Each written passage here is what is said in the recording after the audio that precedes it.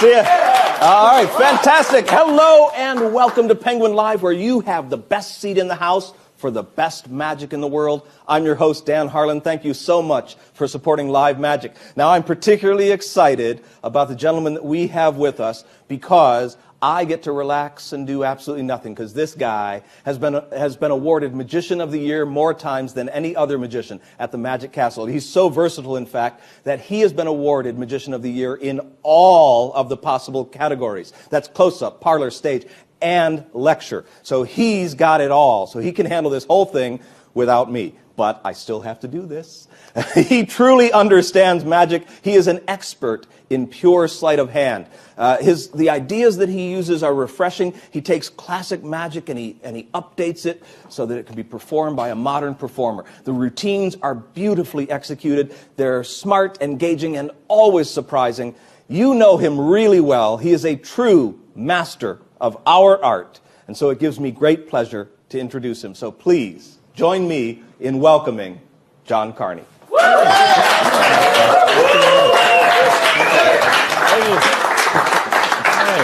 How you doing?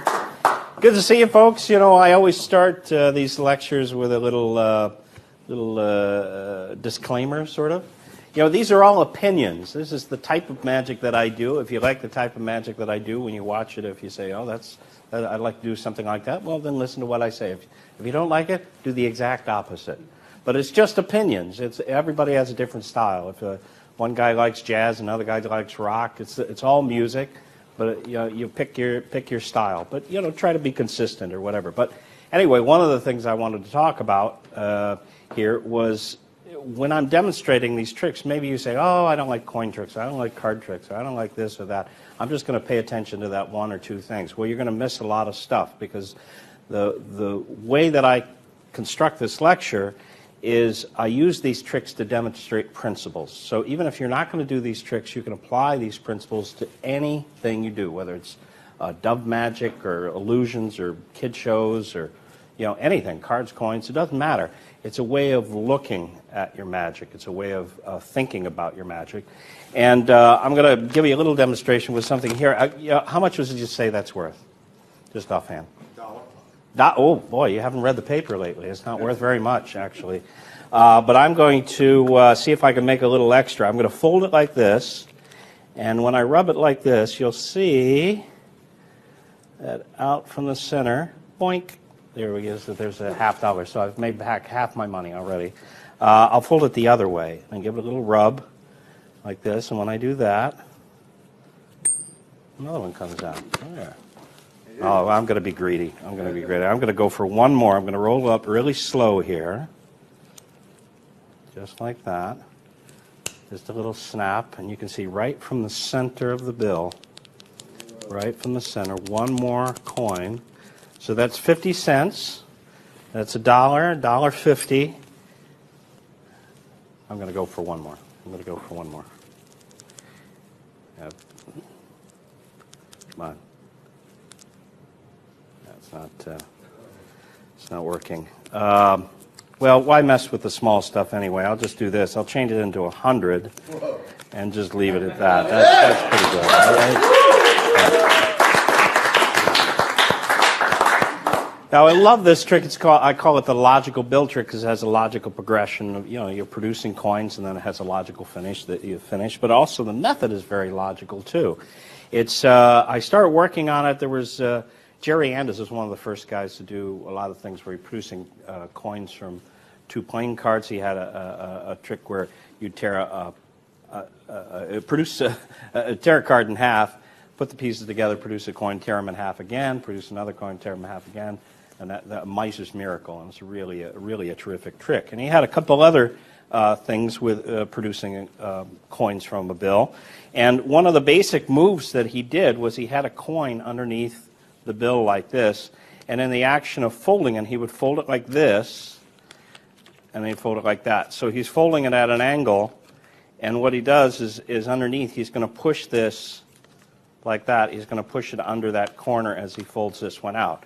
So, so that's pretty neat. But I thought it was really simple to just do this, to just snap the bill and go from one side to the other. So you can show this empty like that, and come over here and show that hand empty, and then you can roll up the bill and produce a coin from it. So that was the starting point behind this. And what I decided to do when I came up with the entire routine is I love this.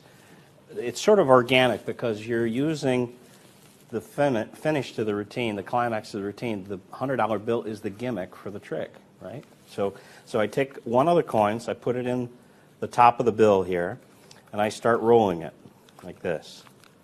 Okay, and then once it's rolled here, I fold it in half. Got to get it right to the edge so I can fold it in half. Kind of crease it nice. So there you have that. And then I'm going to put one in the center so it's just kind of loose. And then under one layer of paper, I'm going to put another coin there. So there's 3 coins. And just to make that one easier to get, I'm going to fold this corner back like that. So all I have to do is rub my finger on the bottom, and that coin will come out. Now what you have here is a nice, neat little package that's not going to make any noise. There's layers of paper in between each coin, so it's not going to make any noise. And that's the only coin that can come from that direction. That's the only one, so you can't get them mixed up. If you tilt it, it's going to slide out, as long as it's a crisp $100 bill. If it gets kind of old in your pocket or something, it might not slide as smoothly. That's the only one that can come from that direction. This is the only one that can come from that direction. And this is the only one, well, at the final one that can come, that's the only one left that comes from that direction. So you have this nice little packet that you can palm. Now, if you're going to do this impromptu someplace, instead of just going into the corner and folding up the bill, fold the bill in advance. You can use a 20 if it's hard times or something, or a 10 or whatever you want to use. But they have these little mini bulldog clips that you can put on it, and you can put it in your pocket. And I'd put it in my pocket, a lot, different days, and I wouldn't perform it every day, but it's ready. If I want to do something, I get it, I take the bulldog clip, and I finger palm it, and I borrow a bill. It's also nice if you can go to your wallet and take a bill out like this and go into it like that, because that makes your hands look empty. Anytime you're handling another object, makes your hands look a lot more empty than if you just start with something in your hand like that. So, so here is, that's not the original bill. The original bill is over here with the other coins. Oh, the other coins are in here. So let's just assume that I start out with it palmed in the finger palm like this, okay? So you place this bill over the top. Now, you don't make a big deal about showing that it's empty or that there's nothing there, because nobody suspects anything yet. So all you have to do is tilt this little package here, and when you tilt it, that coin is the only coin that can slide out, and then it'll slide out about halfway there. So it slides out about halfway when I'm talking like this. I just tilt it as I'm talking about the bill. And the first thing I do is put it on the table so they can see there's nothing there, and I pick it up and just handle it very casually. But I also make a joke about, what's it worth? And what that does is it calls attention to what the value is. So in an old book, Modern Magic, Professor Hoffman says, it doesn't do any good to change an apple into an orange if they didn't know it was an apple in the first place. So it's a good idea to just establish that it's $1. If somebody's maybe in the back or something they can't see, they know what it is. It's $1. So as I'm just sort of talking about what it's worth or whatever, I'm tilting this hand. That coin comes out halfway. And then as I snap the bill, I transfer the whole packet and leave that one behind. So it's just like that. I'm not even doing anything. It's not a move. Don't make a move out of it. And then I put this, to make the folding really fast, I put this finger on top like this. And then I bring my hands together, and it kind of zigzags like that. And when you do that, that's going to bring that coin into the folds. So you rub it and do it. Don't do it too fast. Let it creep out. That's a little more mysterious to see it, the silver, right before it falls out. Now, as I unsnap the bill, I just rub on that exposed coin with the folded, because of the folded corner, and I snap the packet to the other side. So it's just in the action of, you've already produced a coin, so nobody's paying attention. You just unsnap it, and now you hold it this way. Now you put this finger on top and fold it the other way, like that. Now you rub it, and slowly that coin will come out, like this. And then I just place it down on the table for a moment, just to establish that, that it looks like the trick's over and it looks like my hands are empty. And I say, I'm going to go for one more. And now this time I put it right on the end here, cover it up like that, and I start rolling it. The first one's a little less than the diameter of a coin, and then about the diameter of a coin. And then as I fold it again, I'm going to turn this packet. It looks like this. And then I fold this one over the top. So this packet is on top of the coin packet. Now I fold this in half, and you have a nice, neat little packet here with one packet on top of the other like that. And I go like this, maybe one more coin. I keep my finger here to keep those two packets, the separation there so they don't know there's two packets. I do this, and as I come over here, I pick up both of them. And I push that back one forward with my thumb, like that. Just push it forward like that. But it happens in an instant. You just do this, and it's switched like that. So I'll do it once again, like this, and you come up, and with your thumb you push this. So it never apparently leaves their sight. So you have this one finger palmed now, like this, and you squeeze that at the fingertips, and it comes out slowly. Now, you rolled that so slowly, there's no way that there could be a coin inside because you did it so slowly. And so it's creeping out, and when it gets about all the way out, I'm going to have that finger palm coin, and I'm going to just take that coin and say 50 cents, drop it in my pocket, $1, $1.50, and they see my hands empty. Now, I don't pull this out of sight. I don't put it down. I don't do anything. I keep it right up here where it was so it never looks like it goes out of sight. You've got that little corner back there. So when I'm trying to get one more coin, I fold that corner up, back. So it's normal there. And nothing's happening. And I unfold this, and it's kind of nebulous from this side. You can't see the 100. That says 100. But from this side, it looks like pretty much like any bill if you're not expecting it. And so I say, well, why waste the time? And I just put it on my hand like that, and I pretend to turn it over as I put it in that hand. That's a paddle move. I'm putting my thumb underneath, and I'm turning my wrist, and I'm showing the same side like that. So it looks like I'm turning it over as I put it in the other, but I'm not proving anything. I'm just saying, oh well, that takes too much time. So now I put it well forward on my fingers. So when I close my hand, it's going to turn over, and you're going to see the 100 there.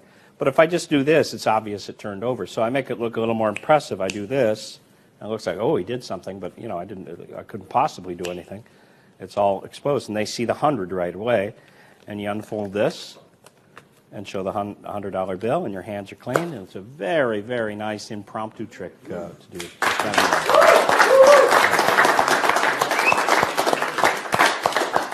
Now, here's another little neat thing you can do if you want to do just the production of one coin. You're not prepared to do the whole thing. A very neat little production, just a simple little thing. You can even do it just for cashiers if you have a $50 or a quarter palmed or something. It's just do the first part. You do when you show the bill with the coin underneath like that, and you kind of snap it like that. And when you snap it, you transfer the coin underneath, so it just looks like you snapped it, and they see both your hands empty. Now you roll that coin up inside like this, and you snap your fingers, and you produce a coin like that. And they say, hey, that's pretty good. And you say, well, here, I'll put it back inside, and you roll it up like that, and then you give it a little tap like that, and when you open it up, whoa, hey, it's completely disappeared. So you snap it like that, and it's completely disappeared. See? So what you've done, it's a sleeving action. It's a little difficult because I don't have these as tight as they should be. I don't have a second button there. But what you do is, as you roll this up, the first one's normal. When you do the second roll, it slides out, and you do that again. So it's hidden in finger palm as you roll this. So when you go like this, it looks like it's already gone. And as you snap it, that's the action. You're just basically just doing this. As you snap, you're snapping the bill, and you're doing that. So watch this. I'll do a good one here. I dropped it there. I missed the sleeve there. But as you roll it up, on like the second roll, you let it slide out here, like that. Do this. And as you do this, you snap it like that. And you show both sides, and your hands are empty like that. And at your leisure, you can drop your hand and get it in your hand like that. So there you go. As long as we're doing some sleight of hand here, why don't we do a very, very neat thing here. I have 2 coins, right? And besides that, I have these 2 little hooks, sky hooks. I'm going to put one of them there and one of them there. Okay, so 2 little hooks hanging in there. Now, I can hang these coins on the hook, but I have to make the coins invisible for that to work. So I do this. I give it a little squeeze. And when I squeeze like that, I can hang that on the hook. It's right there. It's a little hard to see, but I'll do the same thing with this one here. A little squeeze, and it becomes invisible. I hang it on that hook. So there's one there and one there. If I want, I can take this one off. It's right there. There we go. And it comes back. There's the first one. The second one's right here. Blow on it, and that one comes back as well.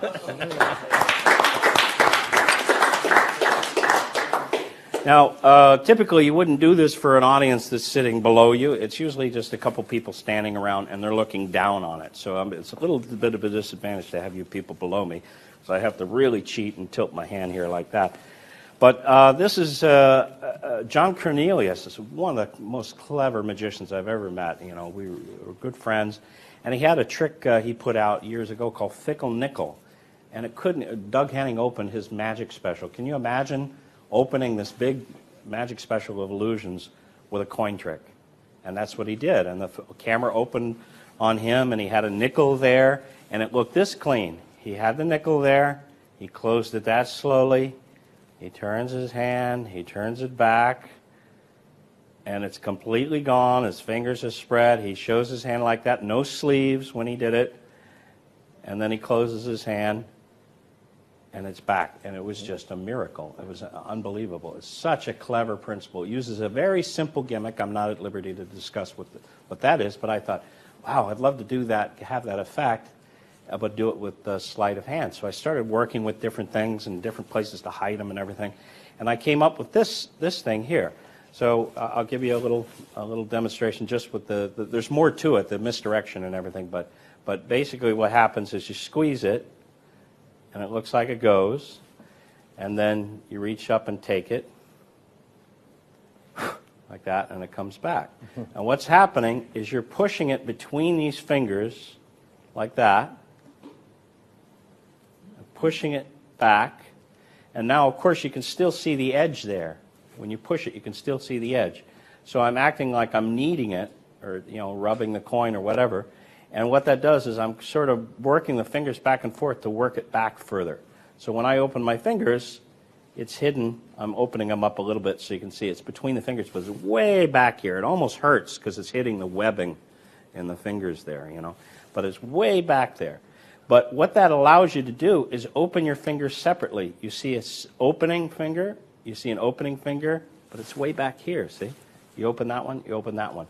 But it really looks like you see between the fingers as you open the hand. I'm going to do that again. Watch you squeeze it like this, and it goes. All right? But there's another variation on this is to do it. One of the first vanishes I learned when I was a little kid was with a penny or a quarter or something like that. It was called the pinch vanish.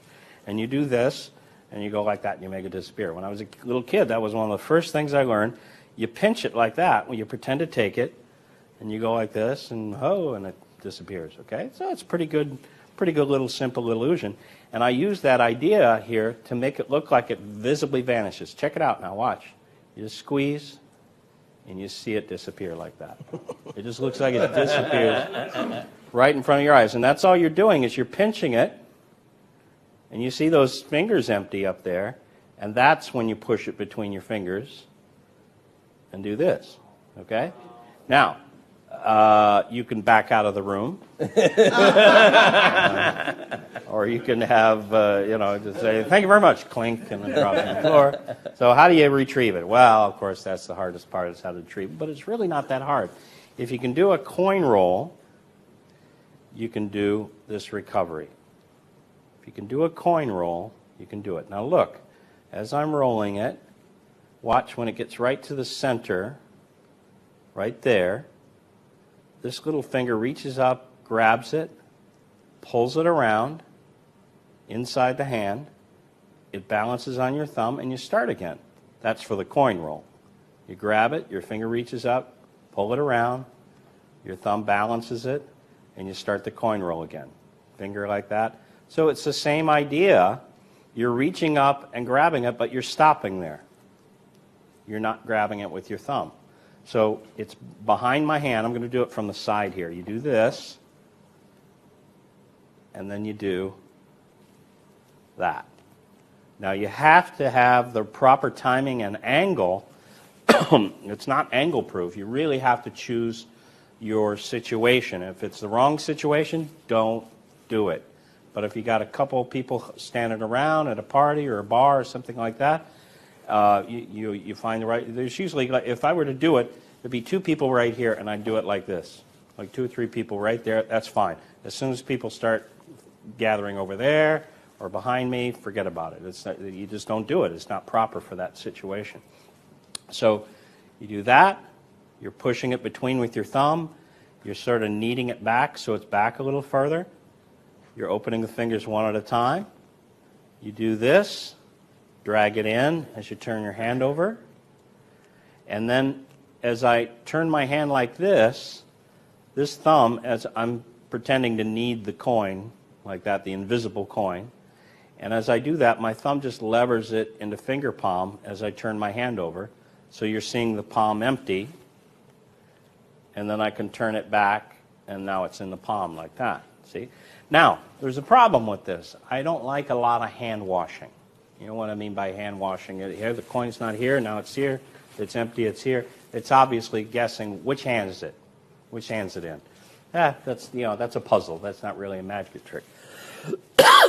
And typically, if you do something like this, what is my excuse for holding my hand in the air? I'm holding my hand there, and the only reason to turn it over is to prove that there's nothing there, right? So it gives me a little bit more license if I say I'm making it invisible, because now I'm holding on to an invisible coin. See, so I'm showing you the invisible coin as I turn my hand. So I say, here, look, check out the invisible coin. Yeah, and then you do this, and it comes back. But still, there's a lot of heat on that hand. And, most people, if they're not a magician, and they say, oh, I'll make a coin disappear, they'll go, ha! I made the coin disappear. I mean, people think, they think that's how every coin trick's done, and that's how this one's done. So you don't want them to suss that out right away. So instead, I throw a red herring in there first. That's why I use 2 coins. Okay, so I have 2 coins. The first coin, you see how it's the middle of the coin is right on that line, right there. So when I come over with my thumb, I can press, and I can push that between those fingers like that. That's why it's right in the center of that line between these 2 fingers. When I press with my thumb, I can do that and press it between the fingers. So I have 2 coins. And I really have to cheat because you guys here sitting are below me. You're looking right below here. But normally if people are above me and I'm at a party or something like that, they're looking down on it. And that's the ideal situation for it. So I have the 2 coins, and I do the little sky hook thing, which is a John Ramsey presentation idea, just to get them looking up here instead of down here. And then I say I can make these invisible if I put them on the hook. And I continue to look up here. I don't look at the coins when I do this, but when I come over here, I press with my thumb. It goes between the fingers, like I said. Like that, you press it down, and then you drag this coin over the top to cover that edge. And I got this idea from, it's in The Art of Close-Up Magic by Louis Ganson. It's a great book. It has a lot of great close-up magic in it. But Di Vernon had a color change. He did a purse palm with a copper coin, and he'd come over here to cover up the silver coin. And when he did that, he'd push that coin between his fingers, and he'd come away, and there'd be nothing in his hand, and this one would be. So it changed from copper to silver. So that's where I got the idea for that concealment there. And so I'm calling attention to this, but I'm not looking at my hands when I do this. I'm going, there's the hooks. If I make these invisible, I push it between the fingers and drag that coin over the top. As you can see, it covers up covers up the edge there. And I come up here and I do the same motions I'm going to do and pretend to show an invisible coin and hang it there and have my coin kind of hover, my hand kind of hovering in the air here. So people are maybe just a little bit suspicious. You don't make it really obvious, but you make them a little suspicious. Oh, maybe it's behind his hand. And you go, no, it's right there hanging in the air. And they go, oh, I guess I was wrong. He doesn't keep it behind his hand. And then you keep it behind your hand. All right? So this is a great John Ramsey principle, getting them to not really very obvious, but just sort of suspect something. Your hand's like that or something, and then you show that it's empty, and then you could steal something right after that in that hand. And they go, oh, well, I guess I was wrong. And they dismiss that theory and go on to other theories, okay? Hey, John, if I can interrupt you for just a second, I'm going to jump out here and move this microphone up a little bit. Okay. I think we need to get a little bit better sound from you. Okay. Let's see if that's good. How's my diction? Your diction's fantastic. Okay. And as a matter of fact, what was it that you said? You used a great word. I'd have to go back and figure out what it was. Yeah, but, I have a couple of them. Something that I think was, it's a nice $5 good. word. Make a note. I'll make a note of it. Yeah, I'll put that in a separate manuscript. All right. Okay, so we have the 2 coins here, and I call attention up here. Push with my thumb to push it between the fingers. Drag this over the top to cover up the edge. Do this whole miming thing and hanging in the air, and you say, it's right there. It's right there. Yeah, it's hanging right there. And when I just toss this coin, that's going to expose that edge, but everybody's looking at that one, and I just drag this one into my hand. I just press on it, and I bring it back into my hand, just like that. It's there, and I just kind of bring it back into my hand as I'm showing this one. Now you can do the visible vanish like that. But, you want to hold on to it like something's there. And then you hang it in the air, and then you point to it. You say, it's right there. You can't see it. It's right there. Now watch this angle. Watch this angle. See how I'm turning my fingers in? I'm not doing this. I'm sort of closing my hand as I bring it around like that, and I point. Okay? It's hard to do slow. But there it is. Boom. And I hang it there. Okay, so it's right there, and I'm going to take it off. Okay, now when I turn my hand, see it's there. When I turn my hand, I'm going to press it into finger palm. As I say, if I rub it like this, the thumb comes in and presses it into finger palm as I do this. So now it's in finger palm, and you're doing this, and you go back and forth, and then eventually it ends up on the palm, like that, or you can produce it like that at the fingertips, and then and then you pretend to drop it in the other hand. I just do a very simple vanish. This is a vanish I use anytime I vanish a coin, or 90% of the time when I vanish a coin for a routine. I do a very simple vanish. It's essentially balanced there, and this finger comes up and kind of nips the edge there, just enough to flip it over heads to tails. Heads to tails. And it makes it look like it's dropping. And then I show the coin that's already there. So I've just produced this coin, and I look up, which is a misdirection principle I use all the time, looking up Ramsey. We can talk about this maybe a little bit later. But you look at them, and you pretend to drop it, and you show the one here, and then you come back up and take the other one off. And because of that Ramsey, that's a Ramsey subtlety. When you have a coin in finger palm, it looks like your hand's empty. But you can't just do this and produce the coin. You have to either be holding something or pretending, in this case, pretending to hold something, so you have a reason to hold your hand like that. Otherwise, it's an obvious thing. But if you do this, and you've just shown your hand empty because you dropped the coin. So then you do the other one, like that, and then that one comes back, and there you are. Easy as pie. Easy as pie. Yeah. Well, let me interject here. A lot of times people are learning magic. Everybody's at a different level. And believe me, I've had this experience as much as anybody else. And you have to believe that, because if you want to learn things that are a little difficult or a little above your present level of skill every few months or years or whatever, you have to kind of challenge yourself a little bit. And usually what happens is you're reading a book, and you're going, let's see, the second flange of the third thing. I'm no good at sleight of hand. I'll just kind of get a gimmick or something. It's like because they give up too soon. They expect results right away, and you can't. It's a skill. It's something that you acquire. It's a skill that you acquire. Everyone picks up the guitar, they go into lessons, and they want to shred. Like that. They want to right away. They want to do that. They don't want to learn scales or learn chords or anything. They just want to, I want to be awesome. Like that. They don't want to practice. You got to practice. That's what separates the hacks from the good guys, is because they care. They care. That's the underlying principle of anything you want to be good at. You have to care about the result. You have to have an ideal. A lot of people don't have an ideal. They've been in magic 50 years. They have no ideal. This is fun. I'll do this one. Okay, now I'll do this one. Now I'll do this one. And they don't care about it getting better.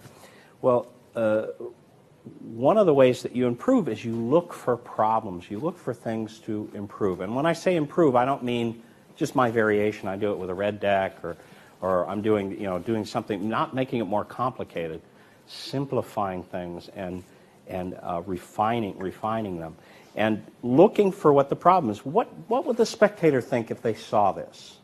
What's the problem with this trick? Well, you don't have a really good presentation. You don't have anything to say to sort of misdirect them, or anything that's really engaging to say when you're doing this thing. So maybe you needed a presentation for it, or maybe you're flashing. Why am I flashing? Well, figure it out. It's a problem. It can be solved. Why am I dropping the coin? Why? I keep dropping it. Why is it dropping?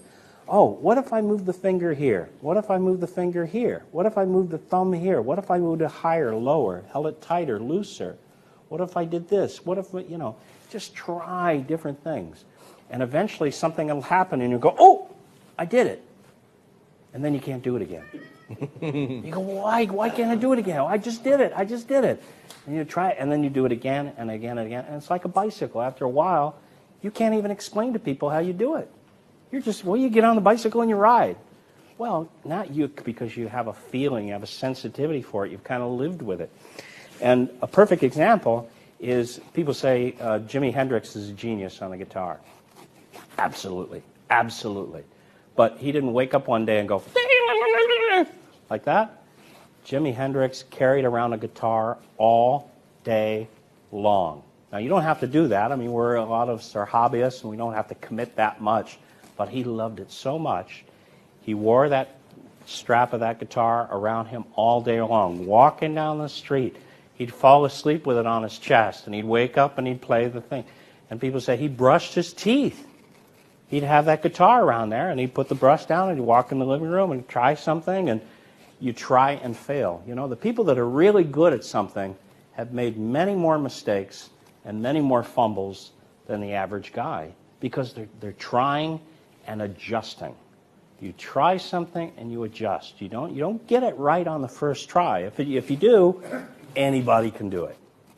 Anybody can do it. And that's not a skill. That's not something that you achieve. That's just something you purchase, or I learned a secret out of the book, or I bought this prop, or I did this or that. Well, think it through. Really say, I really want it to look good, and I'm going to stick to it until it matches my vision, matches my ideal. So there's just a little preaching there about practice, just putting a little bit more time, having a little bit of faith in yourself, that if you put the hours in, you're going to get something out of it. Now, I don't know. I'm not sure what keeps happening, but the microphone keeps rubbing on the fabric, I think, but I don't see it. All right. How about over the button there? This is as good a time as any to fix it. Is that better there? You know what? What I want to do is, let's see if we can still pick it up. Just pull a little bit more of that over there, and we'll put it over here and point it kind of toward your mouth there. All right. Toward your speaking All mouth. right, we'll see. And we'll see if will that get in the way at all? Yes, it will. It will. Yeah, I can in see 2 moments. So let's put it right on the button, and maybe that'll help. Maybe that'll work. Maybe that'll help. Okay. All right, good. Well, maybe the coat's rubbing against it or something, but I'll adjust it again. They'll let me know if there's give me a little nod, and I'll change it if it's still going like that. But you didn't bring a deck of... here, I'll use these. These are invisible cards. They work almost as well as the other kind. These would be... thanks for noticing. Thank you. That's very sweet of you. Let's see. Sir, I'd like you to take the cards, shuffle them up as much as you like. That's good. Now, I'm just kidding. Well, you could, But it wouldn't matter. I'm so good at this. I'm so good. It wouldn't matter how much you shuffle or cut the cards. I know the location of each and every card, even when you shuffle the cards. For instance, I knew that king was there. I knew that. I knew that the 6 was there. I knew that the other 6 was below it. Well, every card except for the jokers. Those are difficult. The jokers are difficult. But the other ones are easy. The 7s are easy.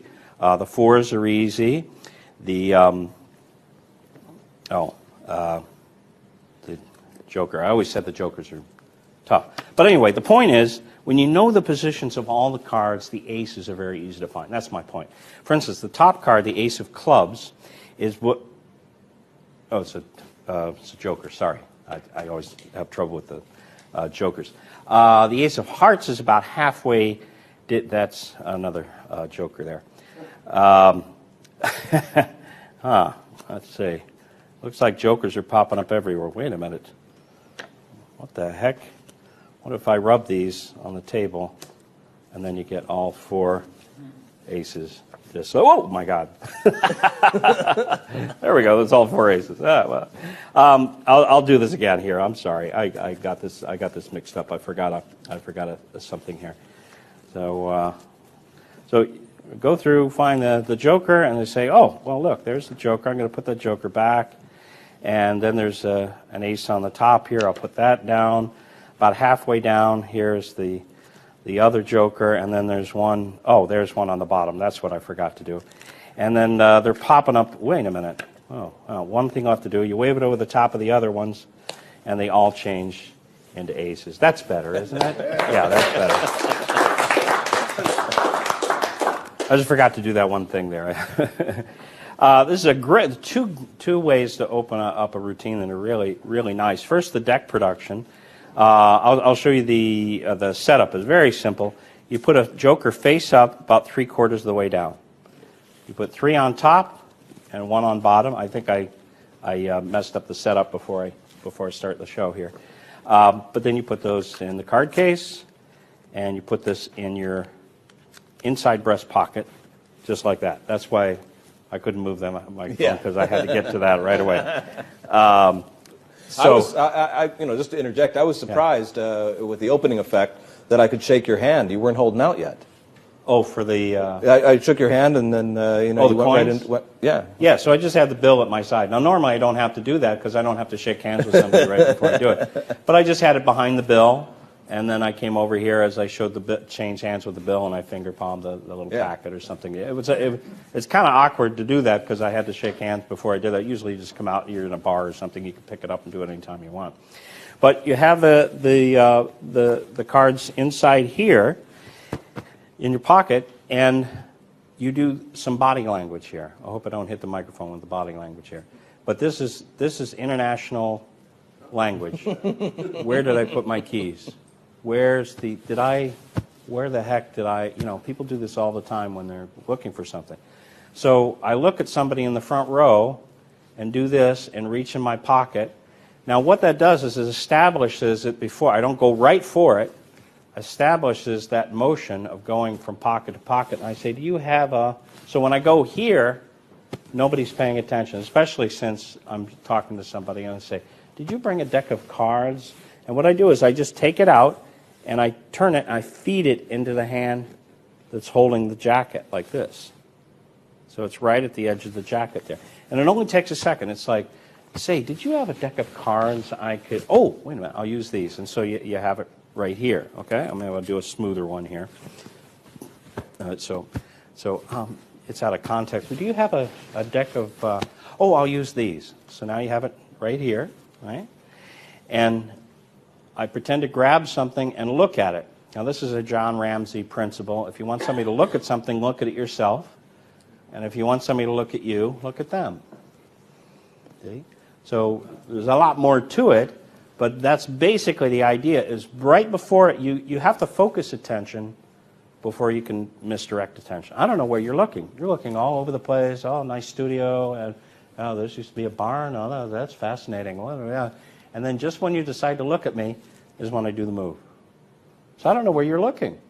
So I make you look at something, I compel you to look at something by, something's happening. I should pay attention. It looks like something's going to happen.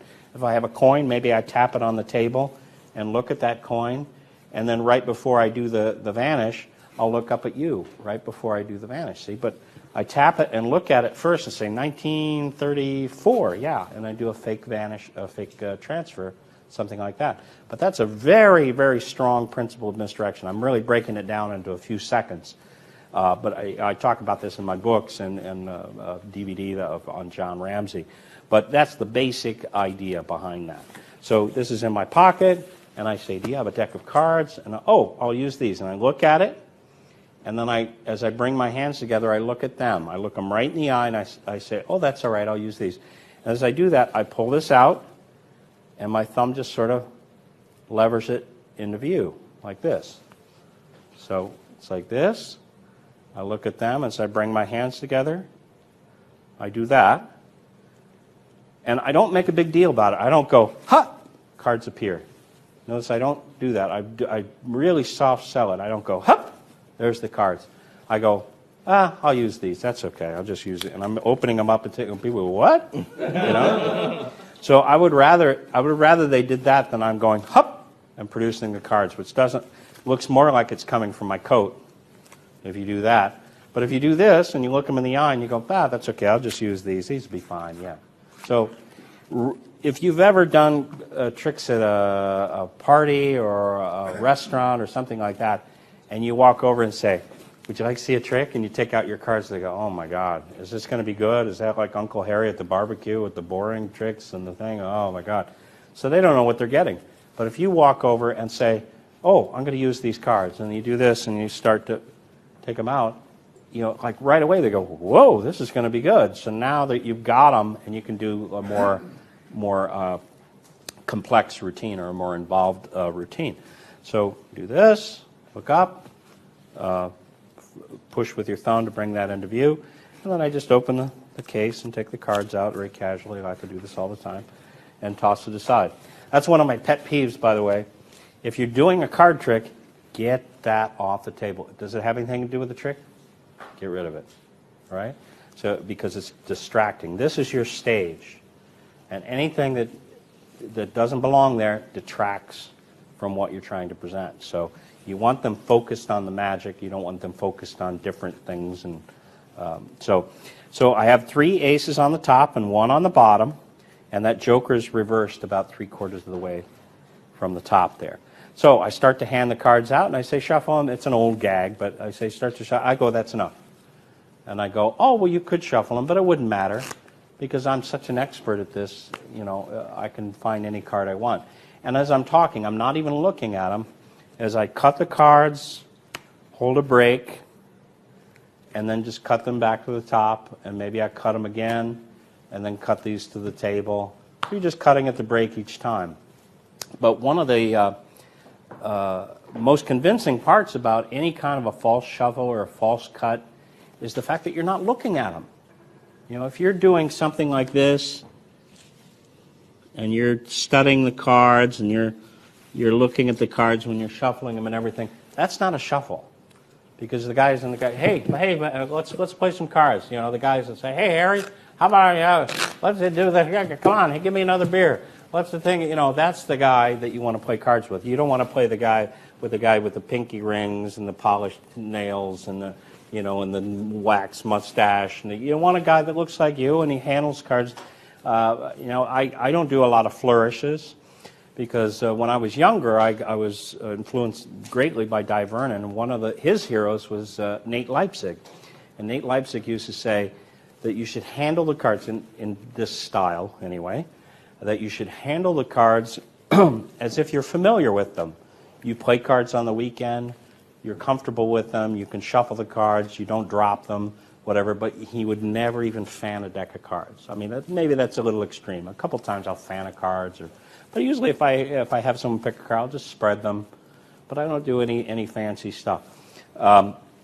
So all I'm doing is just cutting them as I'm talking and cutting to the break and back and forth. So you still have the same setup with 3 and 1 on the bottom and the joker toward the bottom there. So I say, I know the positions of all the cards. I knew that 10 was there. and just spread some more and say, I knew that 5 was it. You're just calling whatever card, and that one was below it. Well, every card except for the Joker. Those are tough. Those are very difficult. But the 7s are easy, the 9s are easy, and eventually you're going to pass that Joker, and you pretend like you don't see it at first, and you go, wait a minute, what's that? And as you square them up here, you're going to get a break and do the tilt move or the depth illusion, developed independently by Di Vernon and Ed Marlowe. But the basic idea behind the tilt, if you don't know, is the top card is tilted like this. Now, this is way, way, way, way exaggerated, just so you can see what it is. See, it's tilted at an angle like that toward the front. So if I were to put a card in the back, it looks like it's going in the middle. But that's way exaggerated. You really don't need very much. You have to keep that level. You don't want just a break on one side. You want to lift it up so it's level. And you only need about that much. You only need about that much. And you don't make a big deal about this. You just push it in like that. Now, I need to get a break below that Joker that I'm pushing in here. But if I just do this, look, that looks bad, doesn't it? There's no reason for that to happen. So as I'm pushing it in, I'm talking, and I'm just doing this, and now I get that. Now that simple little thing of doing that makes all the difference in the world. You say, well, a break is not difficult. Well, anybody can do a break. You just put your finger in there, right? I used to ask people, I'd say, well, what's the most difficult move in magic? And they say, oh, the pass, the diagonal palm shift, all these different moves. And I go, well, I don't think it's the most difficult, but the most abused move in magic is the break. Because people make such a big deal about it. You just have a little finger in there, and people will hold the deck with both hands like it's going to explode on them. You go, okay, remember your card? Okay, you don't forget your card? Okay, you got your card? Well, ho! And you do the pass or something, right?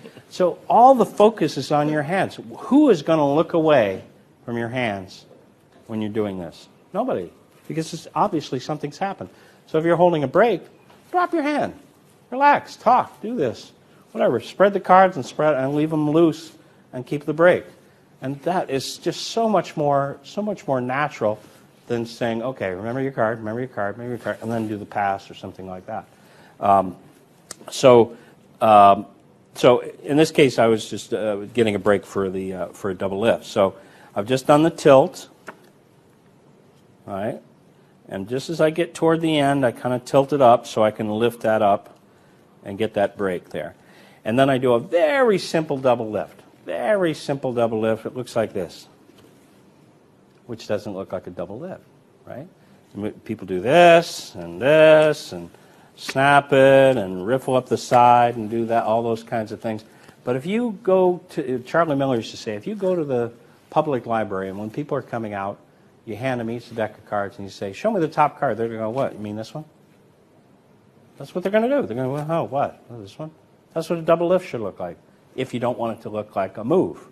So I'm trying to make that look like that's a double lift. See? So, and I'm using Di Vernon's technique from the Di Vernon Book of Magic. You have a break, and you press up with your middle finger here and down with your thumb, and it sort of bends the card like that. So essentially, you're gripping that card. You're not really pushing it off. You're sort of gripping it between that finger and your thumb, and it looks like you're pushing it off, like that. See? And it just goes just enough so you can grab the corner. And most people push the card off before they take it. Magicians are one of the few people that do something like that and get the double lift for the break. But it's such a simple thing, and getting the break. Normally, if I wanted to get a break for a double lift, a lot of people would do this. They just, all of a sudden they talk, and all of a sudden their hand would just come up and go, wow, what was that? That doesn't mean anything. What was that little dipsy doodle there? What does that mean? What is that? So how do you handle this? And this is why Di Vernon was a great magician. He thought about these little details, and then when you watch him, you go, well, that guy is so much better than that guy, but I don't know why. It's the things that you take out a lot of times, simplifying and streamlining things. So if Di Vernon wanted to do a double lift, he would do something like this. If it depends on the trick, but he might say, and for the ambitious card, he might say, your card's going to come to the top. And when he gestures with this card, he pushes that card off and pulls it back, and now he's got a break on 2 cards. But it's such a simple thing to say your card's going to come to the top. And now you have a break on 2 cards. Instead of coming over here and going like that to get the break. And another thing I do all the time, is just when I'm talking like this, I push off the 2. I can feel it. 1, 2. I can feel those edges. Push. 1, 2. And it's just like this. It happens in a second. You just go like this, and you come back, and you got the break. And that makes all the difference in the world that you don't have a get ready. You just come over and grab it, and it doesn't look like a move all of a sudden. Okay? So in this, we'll get back to this trick now. So you've done the tilt. As you square it, you sort of tilt it back so you can get a break on it. And then you say, now the top ace, the ace of clubs, oh, darn, I got the joker instead. It's a double. Now, you could just flip it over on the top and deal that off. That's fine. But Di Vernon has a replacement. I don't know what it's called, but when he turns it, he keeps it close to the pack. So when he turns it over like that, he's going to spread the cards like that. Just a pivot down here at the bottom. You're holding between these 2 fingers and your thumb, and it pivots like that. Right? Like that. So I've just shown it. I've kept it close to the pack.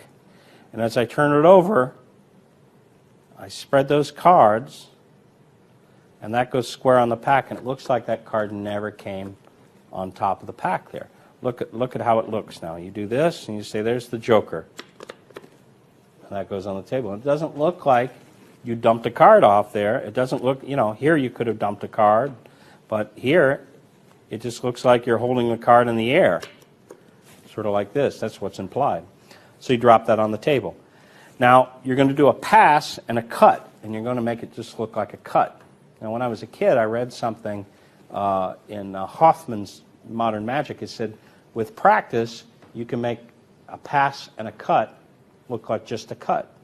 And so, as you're talking, you do this, and you apparently just pull that card out of the center. But what you've done is a pass. Okay? So, I've got a break in the center, anywhere in the center. I do a pass, a shift, and then I separate it, and it looks like I cut the card. But if I do it at regular speed, and I misdirect you right before, I look up and I say like this, and I say something, and I do that. Now, the next coming up here is this, which is a great switch, and I learned that from Derek Dingle. It was in one of his things. I think it was called a Royal Flush Routine or something like that. But this doesn't make it, there's a discrepancy in here. You do this, you switch the card, but it shouldn't look right, but it does. What happens is you're tilting this over on top of your thumb. You're doing this, and it's going on top of your thumb, and that's pushed up in the upper half, and you deal this one. You go, well, how could that possibly look good? It's on your thumb, and you do that, and you're dealing that. Nobody would be fooled by that, but look at it. You do this, and it just passes. It looks like you're doing nothing. And it's under misdirection, because I'm not looking at it. I'm not doing this and doing it. I'm doing this, and I'm going, oh, darn, and I look up. Oh, darn, I lost that card. Oh, I didn't get that one. And this is what I forgot to do before. I put this on top. And now that leaves the joker on the bottom. All right? Now, you're going to do a glide. Now, the standard way to do a glide is to pull the card back like that. That's the standard way in all the old books and everything. And I think Di Vernon was one of the first ones I saw do it from the side like this. You push the card over there like that, and you take out that card. But that's 2 actions. So if I show the joker and I do well, there's no reason for me to go So if I go that's a little suspicious. So instead, I show it like this, and my fingers are contacting the face of the card, like this fingertip. And as I turn, that's the motion that's going to push it over. So now it's jogged over here like that. But it doesn't look like I do anything. Now I'll try to do it from below here. There and there. So all they see is the out motion. So it looks like this, and it just comes out. So like this, and it just comes out. See? It's what you leave out that makes that look good. So now I drop the cards and I say, looks like jokers are popping up everywhere. And a card pops out of the center, apparently. This is J.K. Hartman, Jerry Hartman's move. He had a lot of clever card stuff in manuscripts. I think there's a collection of his work. It's very great stuff. You do almost like a Kelly bottom placement. Your fingers wrap around the front, here just the fingertips, and you sort of pull on it, and that'll pull it away from the bottom of the pack there.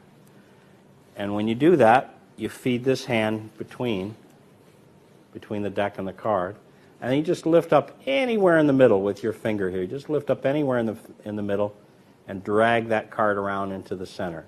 And if you do it right, looks very loose right up to the last second, then you do that, your hand comes in here, you lift up anywhere in the center, and that card pops into the center like that. So you do that, and then you go, hup, and it looks like the card pops out of the center there.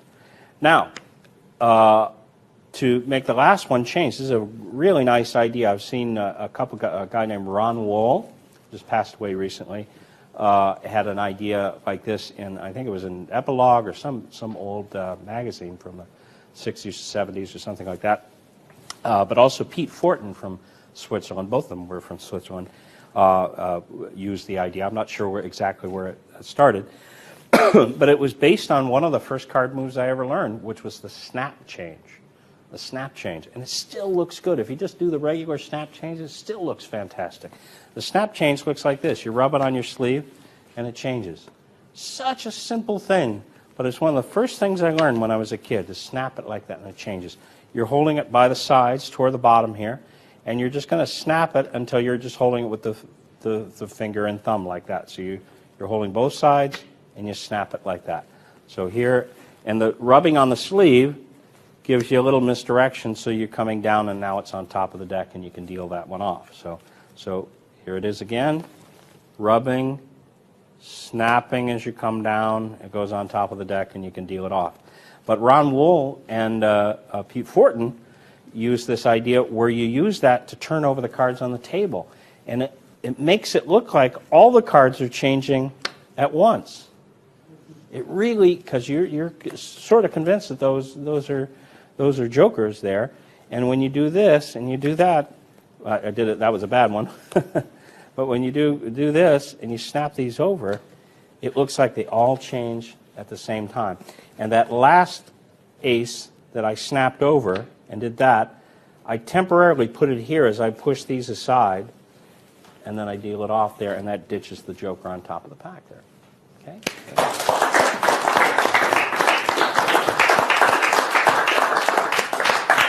Anybody have any questions on that, or? We've got questions about the pass. Yes, sure. Since you're using the pass Sure. there, if you wouldn't mind taking a little side don't mind trip at all. into explaining, what you think about the pass and how people might get better at it. Sure. Yeah, that's a good question. When I was younger, that was the move that I wanted to learn. I saw it in a lot of books, but I didn't understand it. How could you make cutting the deck look invisible? How could you do that? And I'd see the fingers, and I couldn't get my head around it. It was one of the first things I read, and I wasn't in magic very much, so I didn't really have that much experience. And I go, there's no way that's practical. There's no way everybody would see that. No way. And then I was in a magic club in the Midwest, and a guy did it for me, and he didn't even do it that well. But it was the first time I go, oh, now I can see. Oh, my God, I can see how you could do that fast and how you could do that invisibly. So I worked on that pass over and over and over, and I was like a gunslinger. You go to the magic convention, all right, show me your pass, partner. How fast can you draw, or something like that. And so I had it to what I believed was exhibition level. So when you're ready to show the magicians, you go, okay, check it out, ready? Boom, like that. And I did pretty well, but something happened. See, I'm framing up. That's what the gamblers say. You frame up. So you're putting all the focus on your hands and the cards, even if they don't see anything. Something happened. Why did you do that all of a sudden? You're not just talking and moving around. All of a sudden you go like that. Your whole body tenses up and you frame up. That's what they say. They frame up. So we're going to deal with that, and we're also going to deal with how do you cover the angles? Because there's two things.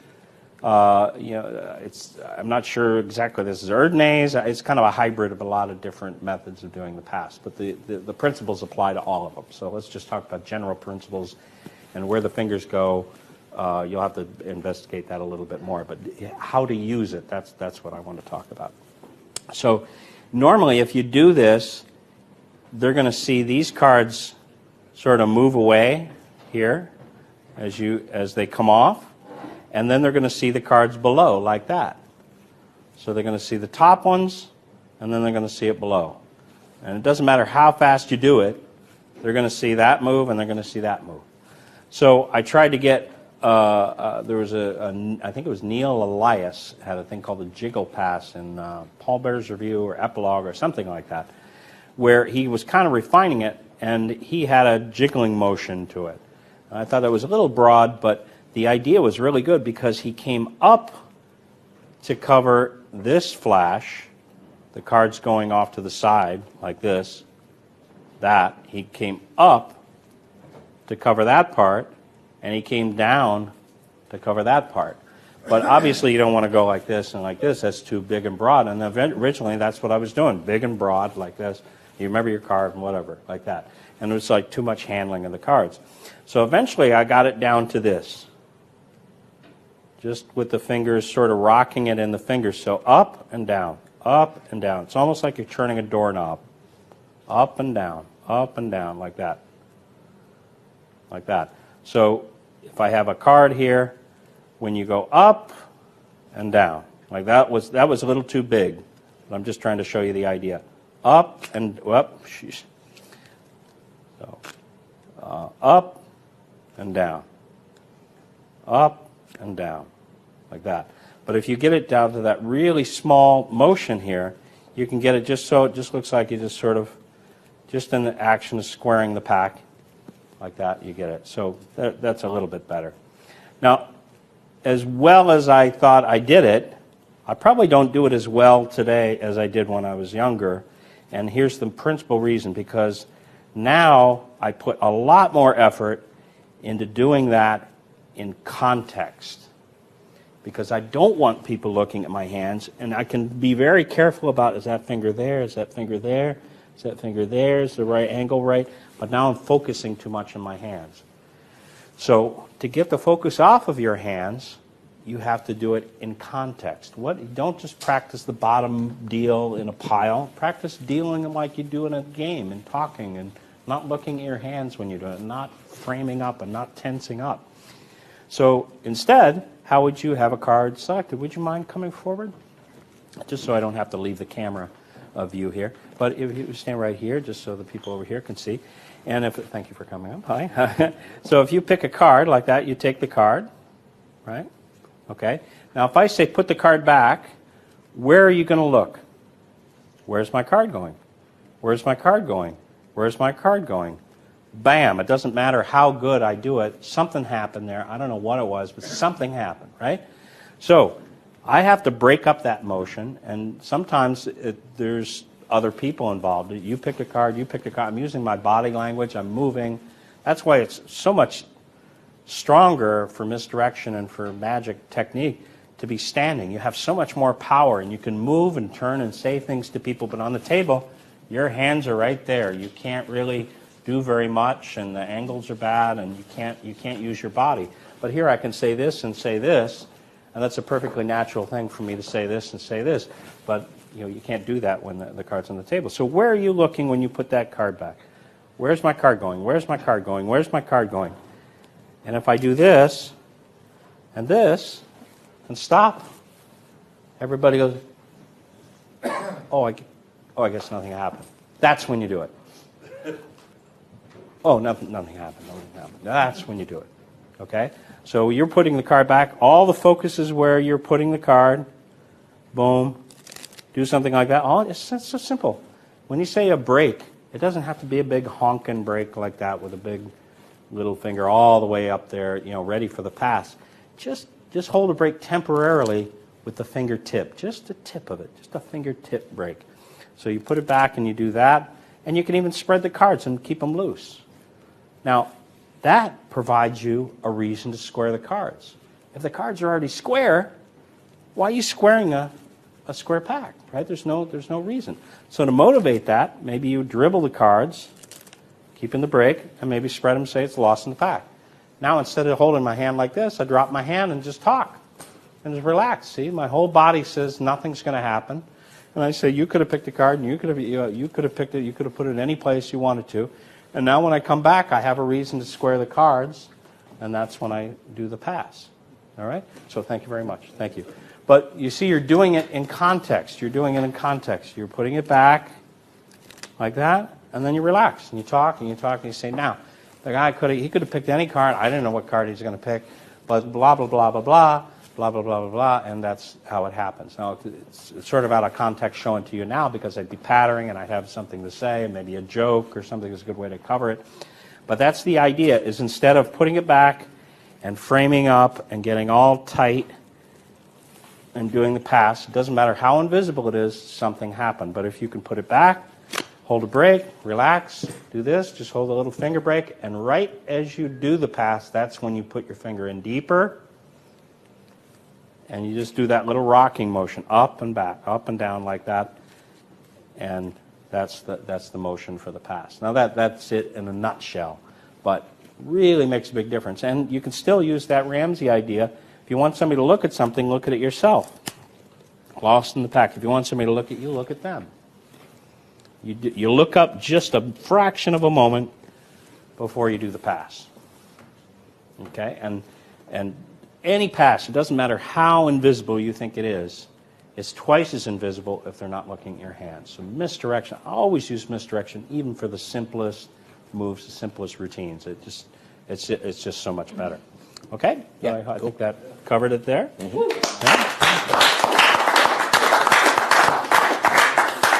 Yeah. Well, now magicians are always saying, "Oh, I don't use my sleeves. I don't use my sleeves." I use them all the time. I got birds and bowling balls and okay, it's like an Electrolux thing. It sucks things up there. I'll show you what I mean. Look, if I just give it a little click like that, a card flies up the sleeve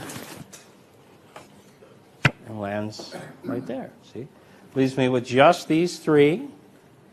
And watch this one. You'll see this one go up my sleeve.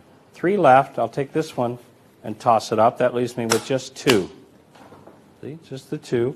And this one went all the way up here. Right? You give it a little click, and that one goes. Leaves me with just 1. And now the last one, I can do this with it. You see it shoots up the sleeve, across the chest, and out the sleeve.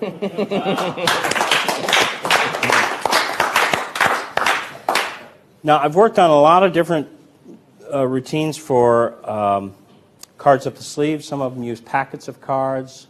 One of the best is Chuck Smith. Chuck Smith is a brilliant magician from Texas, older fella, but he came up with so many. He's not super well known in magic circles. He doesn't go to a lot of magic conventions, has some printed books. He has 3 sets of lecture notes that are absolutely fantastic. They don't have illustrations, so a lot of people are apt to pass over them because it's kind of simply printed and there's no illustrations. It's like, whatever.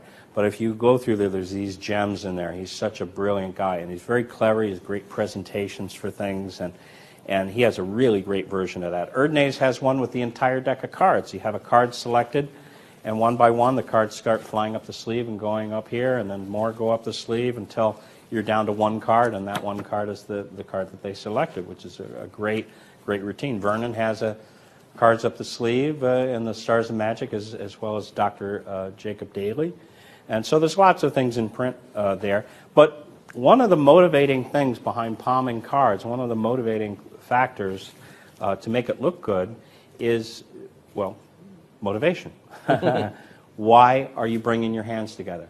And it's the same thing with the pass. People don't think about this. They go, why do the hands come together? Like if I'm going to do a color change, and I say, okay, 9 of spades. What was that part right before? Why all of a sudden did I bring my hand over and do this, and then that? Why didn't I just come over and do that? Why didn't I just do that? I did this, right? Or I did this. and that, right? So why are my hands coming together at all? There has to be a reason. If you're doing the pass, maybe the cards are disheveled, and you're going to square the cards. That gives you a reason to bring your hands together to do the pass. For the palming, it could be something as simple as say, a lot of people, they think I use my sleeve. So I'm going to roll up my sleeve. I'm going to do this without a sleeve. Okay, watch the 7. I just do this, and it changes like that. So now you're motivated. The hands come together for a reason to pull my sleeve up, and nobody's looking at your hands. When you do a side steal, you push that card into your palm as you take these cards aside. And now the trick hasn't even started yet, and you already have the card. It's a beautiful position to be in. You say, now a lot of people think I use my sleeves. I'm going to roll up my sleeve. I'm just going to do it with it. Well, we'll use the queen. Okay, watch the queen. And when you do this, that's the only part they perceive because you've broken it up. You don't, a lot of times people, magicians, blend the routines in with the effect. They don't know where the moves end and the routine begins. They just blend it all together. Now it's here, now it's there. Now this is gone, now it's back. Now I do this, now I do this. And instead of doing the move and then talking and using some presentation or something like that, they just one move blends into the next move, and it's all a routine of moves. And you don't want that. You want to just keep things separate and simple. So why am I bringing my hands together to palm these cards? So this was an exercise in how to motivate bringing my hands together. So I'm going to start out with clubs, hearts, spades, diamonds, okay? And I put 2 in each hand for 2 reasons. Number one, I don't want them to memorize the order, so this kind of confuses them. They don't know when I put them together what the order is. But it also gives me a reason to square the cards when I bring them together, and I palm those top 2 cards, okay? So this is the this is Erdnase method for palming, where the little finger sort of jogs these out like that, and it goes up into the palm like that. So you can use any palm, but I'm using the Erdnase palm. Now watch, when you do this, that looks fine to do that. That's fine. But when you palm cards, those cards are going to go out of sight for a second because you're palming them, right? They're going out of sight. How could you solve that? How could you solve that? This is the kind of thing that Di Vernon would sit down and think about for hours or days or weeks or months, and they go, oh, I finally got the idea. It's such a simple idea. And then you show it to somebody, and you go, hey, look what I came up with. And they'll go, yeah, of course, how else? See, but the simple way is usually the most difficult way to come up with, to streamline something so it's simple. So how do you cover up that? So he thought, well, what if I turn the cards sideways? And then the action of turning them, you palm them, see? So it's going out of sight, but you're palming them as you're turning these cards. It's hard to do slow and explain it at the same time. But the idea is, in the action of turning them, I'm going to palm those 2 cards like that, and now I'm holding these from above. And also, it makes your hand look a little bit better like this than it does like this. This looks like you're palming cards, and this looks like it's more relaxed here, holding them from the sides. So I'm doing this, and I say, a lot of people think I use my sleeves, bowling balls, birds, things like an Electrolux, and I make a joke, Electrolux, and as I look up, that's when I do it. I make a little joke, and I turn these sideways, and now I've got those 2 cards. So I give a little click, oop, like that, and the cards, I take these 2, and I jam these at my shoulder, and I remove the top one, like that, and I say, there it is. And I say, that leaves me with these 3 cards. But there's actually just 2 cards. Now, it's not a count. It's just a real casual kind of thing you say on the offhand. You say 3 cards. That's why you put red, black, because when you do this, you pull out the bottom red one, put it on top. You pull out the bottom one and put that on top, and then you show the bottom card. So if you don't call attention to what the first card is, it goes by them, they just see red. They don't see the suit because it's already gone. You just say, and that leaves me, I'm not looking at them.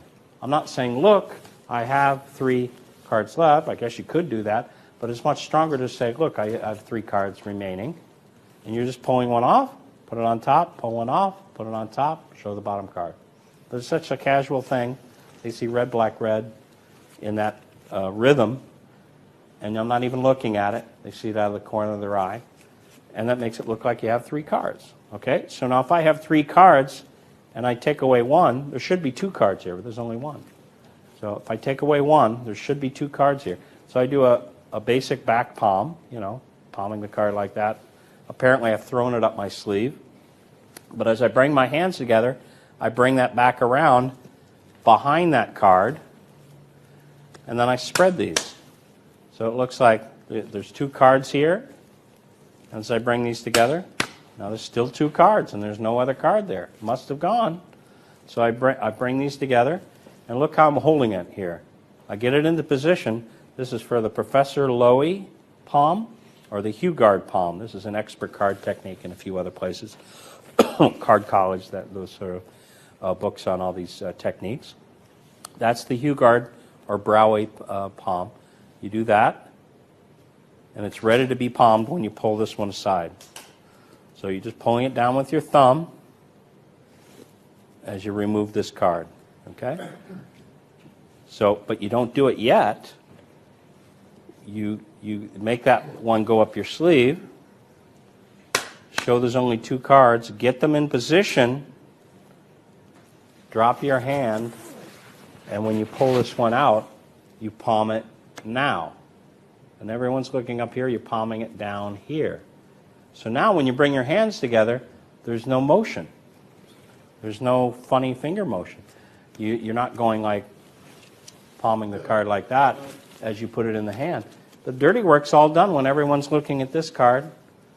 The dirty work's done. And now when you come up here, look how soft that is. Nothing happened. You give a little click, and this one goes. And now you're going to pretend to put that one in your hand, but really you're going to palm it over here. And this is basically a flat palm, a gambler's flat palm. You lever it into your hand like that, and you press it on the side so it's gripped with the little finger at the base of the little finger and the thumb like that, and you kind of bow it out like that. So it goes from here to here. That's a flat palm. And the neat thing about the flat palm is you can bend the fingers. With a classic sort of a palm, you're kind of stuck there holding your hand like this, and it's not as natural. But if you can do that flat palm, you can bend your fingers, and you can use your fingers to adjust your tie or whatever. You don't overuse it, but you can do this or this. When I first met Fawcett Ross, I'd never seen anybody do a bottom palm. And he did a bottom palm, and he had me shuffle the cards, and he put his hands on his hip like that. And I didn't suspect a thing. He totally blew me away. He did a trick with the bottom palm. He totally blew me away. And it's principally because he had something to do with his hands. Now, you can't keep your hand here forever, but you don't want to keep your hand, whenever you're palming, you don't want to keep your hand anywhere for very long, because you never do keep your hands anywhere for very long when you're talking. You gesture, and you do this, and like this, adjust your tie, cross your hands, say do this, or this, or what. Do something with your hands. Don't just say, all right, shuffle the cards. Shuffle the cards. Can I have the cards back? Okay, put the cards back on the thing like that. Use your hand a little bit, and gesture. Don't overdo it. But, adjust your tie, adjust your thing like this. Oh, thank you. Right, take them back and add it to the pack, whatever you're doing. So this is a flat palm. You can bend the fingers there. So I'm doing that, but I'm adding this little wrist turn. Same thing. Like that. Just turning the wrist and then flat palming. But I come over here to put it in that hand. I actually put it in the hand, and then I pretend to put it in the hand. And what really helps that illusion is if you come past the hand. See how it's coming past? You see that corner. It really burns it and makes it look like you put something in that hand there, right? But I don't show it gone right away. I'm going to grab a little portion of my sleeve like this with my fingertips. And watch. All I do is just pull on it, and it snaps away.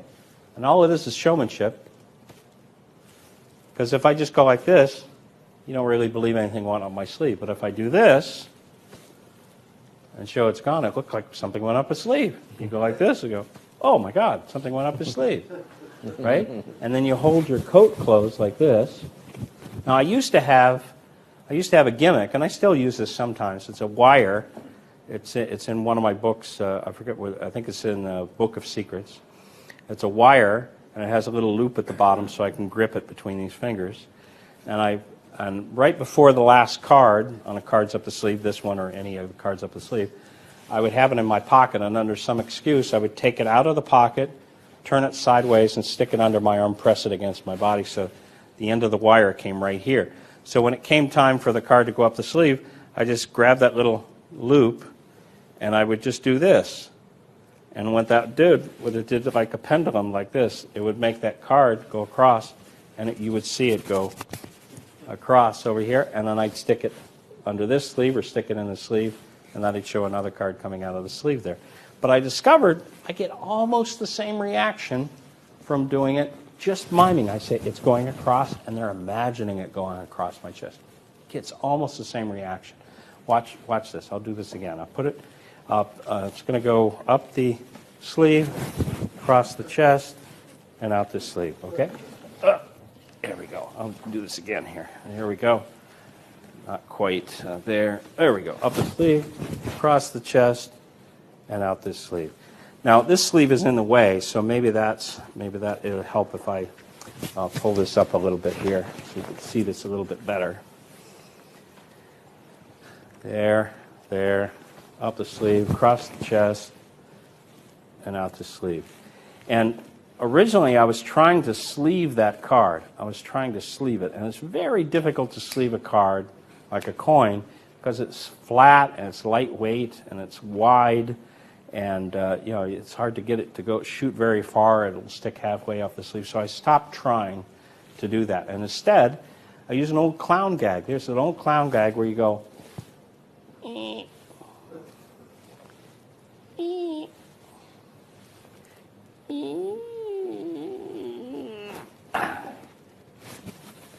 There we go. So it looks like you're stretching your arm like that, and all you're doing is you're just shrugging your shoulders like this. When you shrug your shoulders, your arm goes up into your sleeve, and then you're just extending your arm is all. So you shrug your shoulders, and then you extend your arm like that. So the sleeve is just being pulled away, and it makes it look like you're stretching your arm. So instead of trying to sleeve it, I just shrug my shoulders and turn my palm toward the audience, and then I just extend my arm, and they see that card apparently coming out of my sleeve.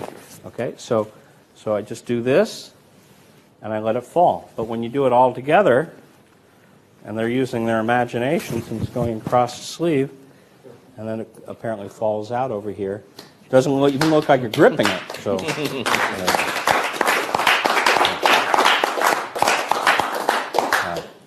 Thank you. Any questions on that? Or, well, got it down already. Wow, that's great. The Hue Guard palm at all?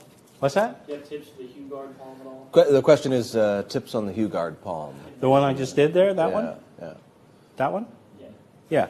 I don't know. We'll start with it. Anytime you're learning something, just make adjustments. Is it up too high or low or deep or over here or there? But I like to have that corner right in the fork of the thumb there. Right in the fork of the thumb. And if you're trying to learn this, start with it in your hand, in the palm, and then lever it up, and that's where the card should be. So if you start in the palm and go backwards, you know where it should be when you start. So then you just put your thumb, not here, you put it up toward the top. So I'm going to expose it here, but when you come to take the packet, you do that, and you take the packet. All right? But in this particular case, I'm holding them down on my side like this. I'm palming it down here, and then when I come up, there's no finger motion. So this is basically, starting in the right position. So, from practicing, I know to put it in that position. And if you put it right, usually in the fork of the thumb, depends on the shape of your hand, the size of your hand, it's usually ready to go right there. You pull that down, and you pull these other cards away with the fingertips like that. You can do that with the whole deck. You can have the card on top here, and then take the deck away like this. So you can do it with the whole deck or a packet or anything. It's a lot of neat ways that you can use it. So does that help? Yeah, thank you. Okay, sure. Yeah. Let's see, sir, would you come forward? I just want you to take 4 cards out. They can be from different places, but, or together. It really doesn't matter. Whoop, there we go. Is that one of them? Yeah, it was. Okay, so you got 3, and then you need 1 more. There we go. And you can put them right on the table. Oh, you want to mix them. Why don't you mix them? Very good. All right, you can mix them, and now you can have your seat. Thank you very much for doing that. That's good. Thank you. So he picked 4 cards. I didn't know what cards he was going to pick, and I didn't know what order they're going to be in. None of that stuff. I didn't know anything. And yet, we'll take a look at this card. Let's see. That's a Joker. Joker, and that's a 9, Nine.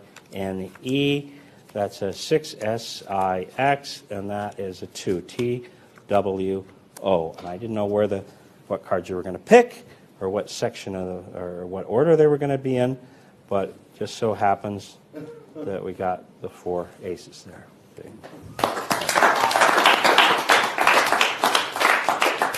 Now this was just this was an exercise to learn the bottom deal in the proper way, or a deceptive way to do the bottom deal. And one of the best magicians I ever saw, card magicians, is a guy by the name of Jack McMillan. A lot of young folks have never heard of him. Even some of my age, when I was about 30, something like that, I went to a little convention, the PCAM, the California or the West Coast Magic Convention, and I was hanging out there, and somebody said, I said, "Who's that guy?" Everybody's gathered around that guy. They said, "Well, that's Jack McMillan." I go, "Jack McMillan? Really? Jack McMillan?" Because he was in Greater Magic, the book Greater Magic, as one of the card stars of the USA. They picked what they thought were like the top 10 or 15 guys in the country with cards. And he was one of them. And I'd never seen him at a convention. I never saw a book published. I never saw him do a lecture or anything. So I go, I thought he'd passed away years ago. That book was written in the 40s.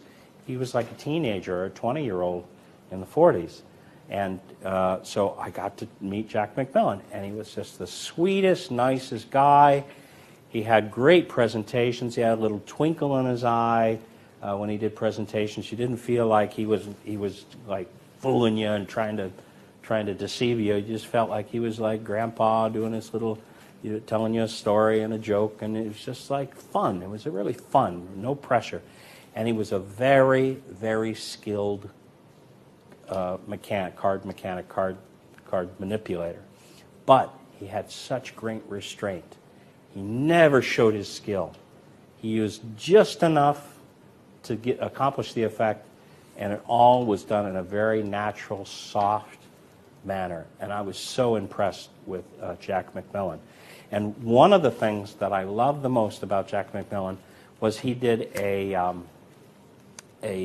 card. You named a number, you picked a card, and you named a number, and you deal down to that number in the pack, and your card appears at that number. Kind of a standard effect. There's lots of different ways to do it. But one of the standard ways to do it is to either do a second deal, which is a lot of work because you got to do a lot of second deals, or you put it on the bottom. So let's say your card's the 9 of spades, right?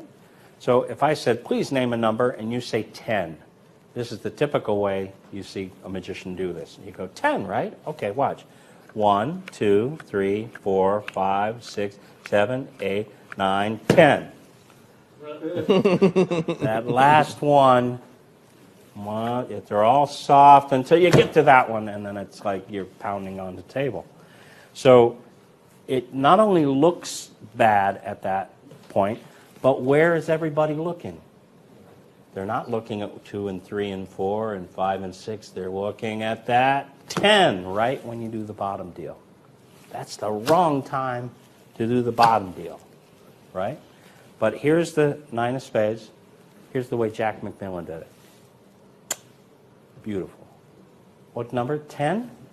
1, 2, 3, 4, 5, 6, 7, 8, 9, 10. Now, what was the name of the card that you selected? Oh, 9 of spades. It's the 9 of spades. Soft, so soft. And what it was is it's a perfect example in Erdnase. Erdnase has a phrase that it's a really great quote. I use this all the time because I use the principle all the time. Erdnase says, the resourceful professional failing to improve the method changes the moment. What does that mean? Changes the moment. It's an element of misdirection to change the moment. Change the moment. Change the moment. When are you expecting it? Do it some other time. Do it a different time.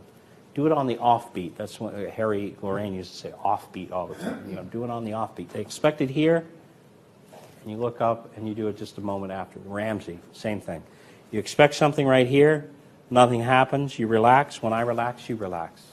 Right? That's the offbeat. That's the moment to do it. So the bottom deal that I'm using here is two things. The Erdnase bottom deal, where you're apparently pushing over the top card, or you are pushing over the top card, but you're apparently taking it, and what you're doing is this finger sort of buckles that card a little bit, enough so you can push it off. You kind of have to buckle it to release it from the bottom, and then this hand just kind of comes over and takes that card out, It looks really hard, but when you get it down and you practice it, it's a very simple action. It's a very, very simple action when you eliminate all the extraneous motion. It's a very simple thing to just do this and take that bottom card. But still, 1, 2, 3, 4, 5, 6, 7, 8, 9, bam. Doesn't matter how well you do it, it's the wrong time. How do you change the moment? Jack McMillan. All right, here's the 7 of clubs. 1, 2, 3, 4, 5, 6, 7, 8, 9. Everyone's looking at 10. 10. Now I relax, they relax, and I say, now what was the name of the card that you selected? And you can turn it over really slow. So you're doing it up here. And Larry Jennings would do this, and instead of just pulling it out and showing it like that, he would pull it out, pull out the bottom card, bottom deal, and then he would turn his wrist with the deck and grab it and look at it himself before he showed it. So everyone's looking at that 10th card. You relax, you look up, you do this, you do this, you take your time, and you lay it down really slow. Very, very, very deceptive. Very, very deceptive. So I thought, wow, what a great idea. So I applied that idea just so I could practice the bottom deal, because I didn't have that many tricks of the bottom deal. So I put 4 aces on the bottom of the pack. Excuse me. He could pick any 4 cards. It doesn't matter which 4 cards. It's a red herring, because while he's shuffling these, I say, just shuffle them up, shuffle them up. And all I'm doing is just taking cards off the top half and shuffling them on the top. I'm not disturbing those bottom cards. Those bottom cards are staying right where they are as I shuffle these cards. I say, shuffle your cards. Shuffle, go, give him a good shuffle. Give him a good shuffle.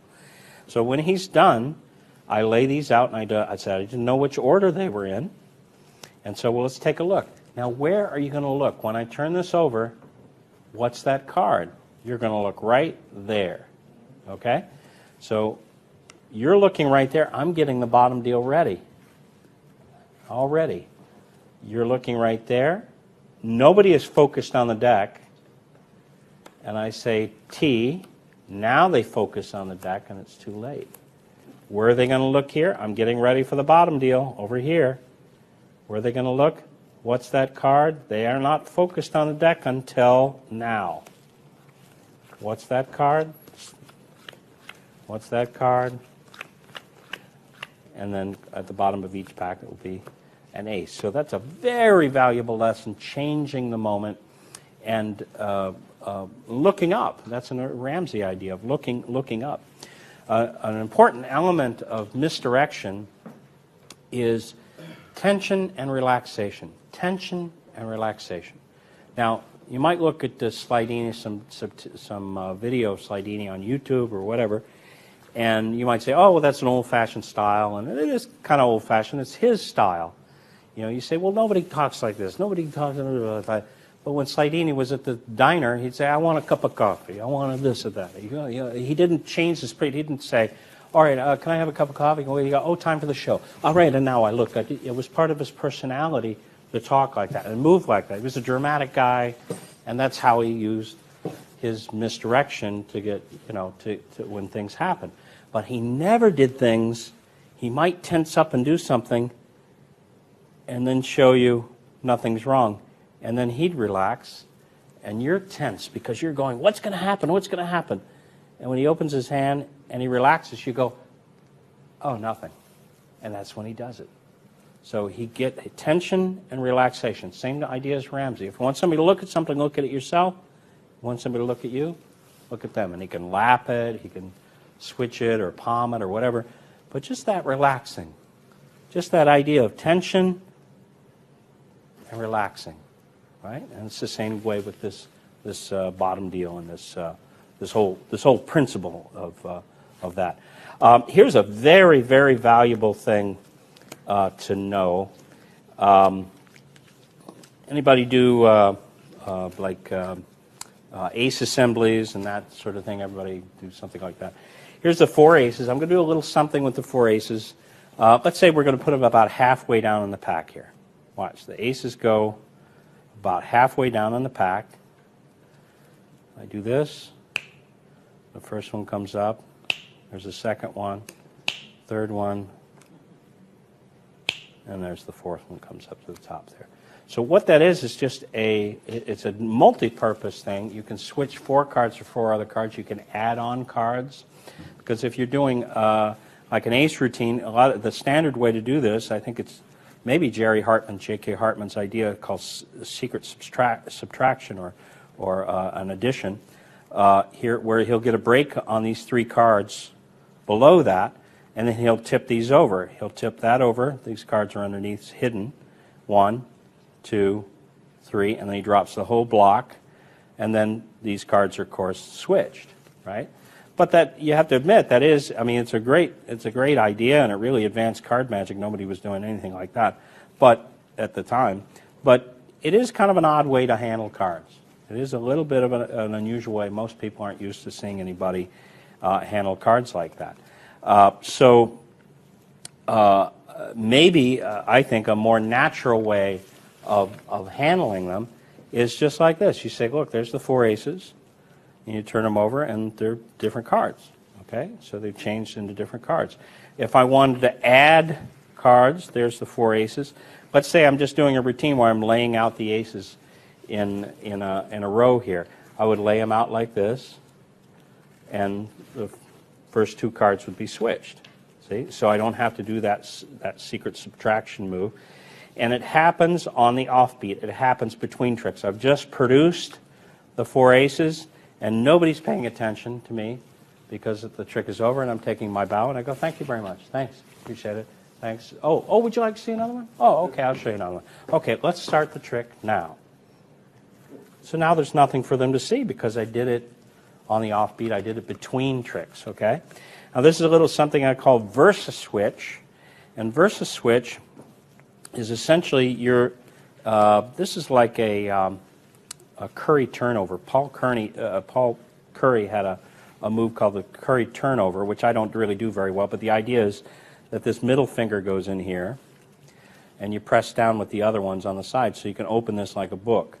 And when you turn that card over, you're going to press that card down as if that was the card you turn over. I don't do it very well, but I'm just showing you the basic grip. The basic grip is like that. The middle finger goes all the way in, and you press down with these, and that way you can open these up, okay? But if you get a break on 4 cards, you can open it up and you have 4 cards. So you spread them in the direction that your hand is coming from. So when you come under here, you're going to open up like this under the fan, like that. You're going to do this and bring your hand up and square. So you do this and square, and this and square. So the cards are just there, and you just tap. Now, the wrong way to do it is to make a move out of it and go, now the aces here are going to go in the, you're all right, you're already wrong. It's already wrong because you called attention to those cards as you're doing the move. Best way to do it is produce it, nobody's paying attention. Thank you very much, thank you. Nothing's happening now, I am not doing it. I already did a trick. Oh, would you like to see another one? Oh, okay. Here's a little something with the aces. The trick hasn't started yet. So you do it on the offbeat, in between tricks. So now you've switched out all 4 cards.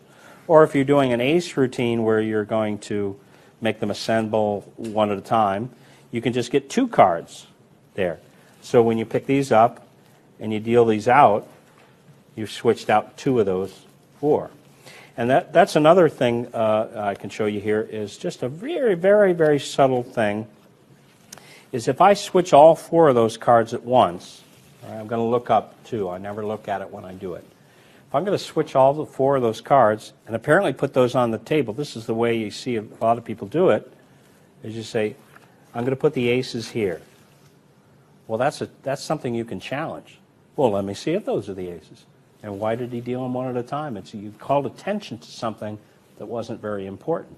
So instead, you want to, am I inferring or implying? I always get those mixed up. I'm going to infer. I'm going to infer. You will imply something, and we will infer it. Oh, okay. All right, get those mixed up. I'm Yes, still not you're the sure. imperative implying. Okay, thank you.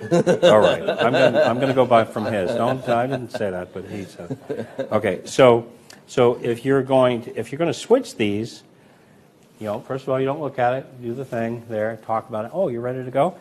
Look at this. If I'm going to lay them in a row for an ace routine, look at how I do this. I'm going to tip them over, and then just start to spread them like that. Whoop, sorry, I got an extra one there. But just spread them like that. And say, I'm going to put them here. I'm going to put them here. I'm going to put them here. So I didn't say aces. You can't say, those aren't them. It's a real general term. So you switch them, whatever, and you say, I'm going to put them here. Or push them off in a block like this. Push them off in a spread. So you've switched them like that, and you just push them off in a block like that. And then just go about your business. Don't make a big deal about it, and it makes it much more deceptive. But that actual switch is a very, very. I use it all the time, always, and it's based on a Marlowe thing I read when I was a kid from one of Alton Sharp's card books, and it was called "Substitute for a Double Lift." He kind of pulled this card down, a single card, and kind of pulled it around the pack like that. Kind of pulled it around the pack. And when he snapped this card, he would come under here and snap the card like that, and those cards would stay together as a single, he'd square up behind it, and he'd turn that over. Let's see if I can do a real one here. But he would show it like that, and he would say, there's the king. Oh, I did a terrible one. But that's the idea. It was based on a Marlowe idea where you apparently turn over that card, and you're switching it for another card. And I just applied that idea to a 4-card packet like that. So, any questions? No? All right. Let's go.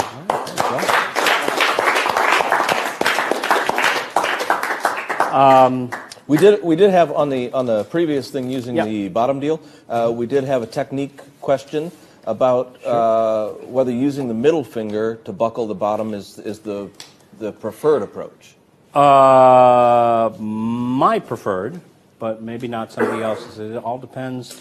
There's lots and lots of different techniques described in different books. And really what you want to do is just look at them all and compare them all and see what feels best to you. This is a mechanic's grip is like this, with the forefinger on the front and all these fingers on the side like this. So if I put this up here, I only put my finger up here when I do the bottom deal. I hardly ever do. I only use the bottom deal for a couple things. And if I do, I just put it up there for a second, do the bottom deal, and move it back. But that's what I do, and it's basically from Erdnase. But you put that finger right, and there's a million guys that do the bottom deal better than I do. But I use it in context, and I think I can fool people better than most because I'm not I'm not stiffening up and framing up, and I'm doing it at the right moment. I think if I do that Jack McMillan thing, you can fool most people, even magicians, if you do it at the right time. So it's right on the corner, sort of wrapped around the corner, like that, right on the corner, and you're just going to. That's what holds it. The middle finger is what holds it. What buckles it is the ring finger. And you just buckle it enough, just enough to separate it from the bottom of the pack. If you don't buckle it, it's really hard to push off. So what you're doing is you're holding the deck with that finger, and then you're buckling this just enough, and it's covered by the top card being pushed off. You're buckling it just enough to get so you can push it off that much, and that's not very much. Just pulling it off just enough. And because you're holding the deck between the base of the thumb and this middle finger here, that leaves that card free to come out. If you're not holding it like that, then it's in the way. Your fingers are in the way and you can't get it. But your fingers can move out of the way like that, so you don't have to have any fingers over here, and you can pull it free. If you have your fingers over here, that's in the way and you can't pull the card out. So it's not so much, I mean, that's my preferred method, the Erdnase bottom deal. You pull that one back as you pull that out. But really, any technique that looks natural, anything that feels natural to you and done in context, done with misdirection, done with flow. Like I said before, if all you do is practice, all you do is practice the bottom deal like this and do every third one and whatever, that's fine, or every other one, whatever you're doing, that's fine. But if your routine is a poker routine and you're doing this, you want to practice it in the context of the routine that you're doing. You want to practice it in the context of dealing them out like that, sailing them as you deal them into different people, and getting them in rhythm and not looking at it, because guys don't look at it. You know, the typical, like I said before, the typical gambler, you don't want to look like, you want to handle them neatly. When you go, hey, get me another beer. Well, you got the thing there. Okay, whoops, sorry. You get the thing. You know, handle it that sloppy. But yeah, here. All right, give me another beer. Give me another beer. You know, and that will pass because that's natural. But if your pinkies are extended and you're making a routine out of it, then all the focus is on your hands, and you're not going to be as deceptive or anything. So I'll show you one of the most commercial routines that I do, and I'm going to have this fellow. Would you mind coming up and help me? Why don't you, if you would come on this side? That's good. I'd appreciate it. Thank you. Thank you. Hi. What's your name? John. John. Me too. Hey, that'll be easy to remember. If you would take one, anyone at all. No, I'm just kidding. Anyone at all. Show the audience. Now let me see. That's good. And I'd like you to place it back 26 from the 26. There we go. Yeah. You buy that? I just say 26 and they believe me. I have an honest face, I guess. I'm going to try to find it with one hand behind my back. Here we go. Bam! 6 of spades. No, I didn't say it was your card. I said, there it is, the 6 of spades. Wait a minute here. Bam! 2 of diamonds. It's 9 of spades. Any of these look familiar? Doesn't ring a bell? Oh, okay. They look a little like your card, don't they? Same shape? They're all red, kind of rectangular. If you're going to split hairs, to me that looks like a 5 of spades. So does that one. Matter of fact, all 3 of these cards to me look like the 5 of spades. But I've got a great imagination. What was the name of the card you selected just a moment ago? 5 of spades. See, I told you all 3 of these cards to me look like the 5 of spades, but I've got a great imagination. Look, just for fun, I'm going to mix them around. You turn face up the real 5. Just turn one of the cards face up, if you would. Try not to give you 2 out of 3. Any other? Just, you think it might be this one here? No, I never have it. Thank you. Thanks, I appreciate it. Oh, there it is. The 5 of spades would have been up here. Thank you very much for helping. I appreciate that. Thank you. This is one of the most commercial routines I do. I've been doing this forever. And if I just have to do one trick for somebody, I'll probably do this trick because it's funny. It's very surprising when they look up and they see. And the challenge was I wanted to fool a room full of people or a bunch of people. Now, the way it's normally done, you get a guy up here and you're talking and you palm the card out and you say, look in the deck. And while they're looking in the deck, you go, shh, I'm going to do that. And you lick the card and you stick it on your forehead. And the guy can't see because he's looking at the cards here. And it's a big laugh. Everyone can see, the cards there. The guy can't see it. And eventually he looks up and he sees it on your head. That's a great trick. Very commercial. It's a mystery to him. But everyone sees you put that card on your forehead. And I said, I want to fool more people. I want to fool more people. You can tell when you fool them because they're laughing. They laugh when at the right moment. They don't laugh when you stick it up there. They laugh like, 10 seconds, 5 seconds later when it appears on your forehead. So you need to get the attention off your hands and off the cards. So I begin by having a card selected, and he selects a card, and I do this little thing. It's just a little excuse. I say, put it back 26 from the 26. And it's all just a little joke, but it looks like it has to go back someplace special. But then you just dribble. I mean, you go, I have an honest face, whatever. It just gives me an excuse to do the pass on the offbeat. Okay, so if it's the Jack of Diamonds, I dribble and I put just a little bit of my little finger in there, and dribble these, and then give them a spread, and then let go. Now that's another principle there called punctuation. Di Vernon talked to me about a thing called punctuation. He said, well, writing, speaking, music, all these things have punctuation. If you're writing a book, you don't want to run on sentence. You don't want to say, you just talk like this and everything, and you don't have any kind of commas or any kind of ellipses or any kind of dashes or anything like that. You're just talking, and everything kind of blends together, and it's all one sentence, and it's very confusing because you don't know when one idea starts and another ends, and it's very confusing, right? And you don't know when to relax, or you can't emphasize a certain idea. But everyone talks and writes with punctuation. So sometimes I might pause with a comma, or I might emphasize something with an exclamation point, or perhaps an ellipse when two ideas are connected, or a colon or semicolon when ideas are related, like this idea or this idea or this idea. So there's punctuation. But when you run everything together, there's no place for people to relax, and that's when you misdirect them, and that's when you really fool them, when they're not paying attention, when they're not staring at your hands. That's when you fool them. So you need punctuation. So Vernon said, if you're going to palm a card, instead of palming a card and putting the deck down like that and creeping away, everyone's going to follow your hand creeping away. Right? Doesn't matter if they see it. That doesn't matter.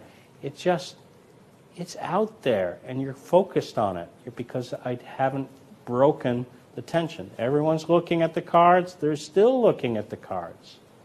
That's a run-on sentence. So he said, if you really want to do this, he said, you put it down with a definitive slap, and you talk like that. That's a period. That's a period. You go, bam, and you move your hand away like that. See, that's much, much more compelling. You're done with that action. You're tense or talking, something is important. Now it's not important because I'm going to talk about something else. Okay? So that gives them people a place to relax. And it's the same thing with a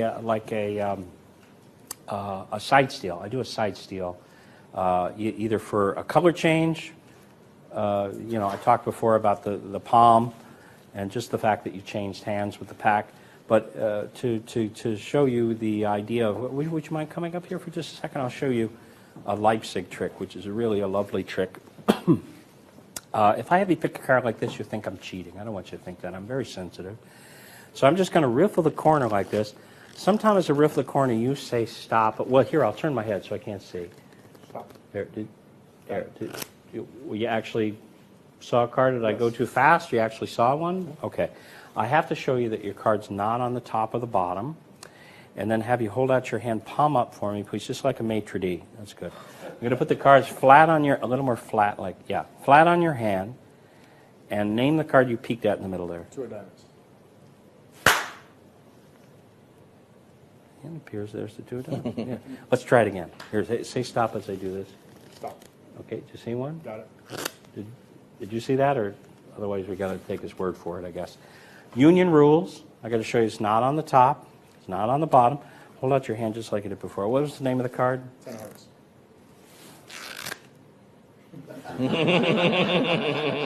Okay. Would you drop it in there face up? Face up. Face up. Whoop, all the way in. There we go. So it's face up about, 20, well, it's approximately 26. Hold out your hand like you did before. Place it flat on the deck. Come straight up. When you get right here, snap your fingers. It appears right on top of the pack. No, more like this, watch. That's what makes it come up. Thank you very much. Well, oh, don't go away. Don't go away. Because the whole idea was to talk about punctuation, right? So here's the idea. It's tension and relaxation, and it's changing the moment, sort of.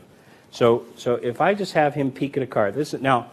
Some of you at home may be confused. You say, well, he's holding the deck in that hand. I've always held the deck in that hand. I'm not a left-handed person. I'm a right-handed person. But when I first started learning magic, I read the books, and it felt so uncomfortable for me to hold the deck over here and deal him like that, because all the hard moves are done with the bottom hand. The pass, look, the top hand doesn't do anything. Top hand doesn't do anything. Palms, top hand really doesn't do anything. This is pushing the card that culls. The bottom hand's doing all the work. The side steal, all those moves, bottom palm, all this is doing all the work, right? So I just naturally put the cards in the other hand, and it was a lot of work, but anytime I read a routine that said the right hand, I would mentally go left hand. Every time they say right hand, I'd say left hand. Every time they say left hand, I'd say right hand. So it was very confusing, but once you got it off the page and just practiced the trick without reading it, it didn't make any difference, but it was so much more powerful. And one of the things I discovered by accident, not by design, was that peeking a card, the idea of peeking a card and holding a break, the standard way is to hold it in the left hand, and somebody opens up and they peek. And you hold a break down here, like that, right?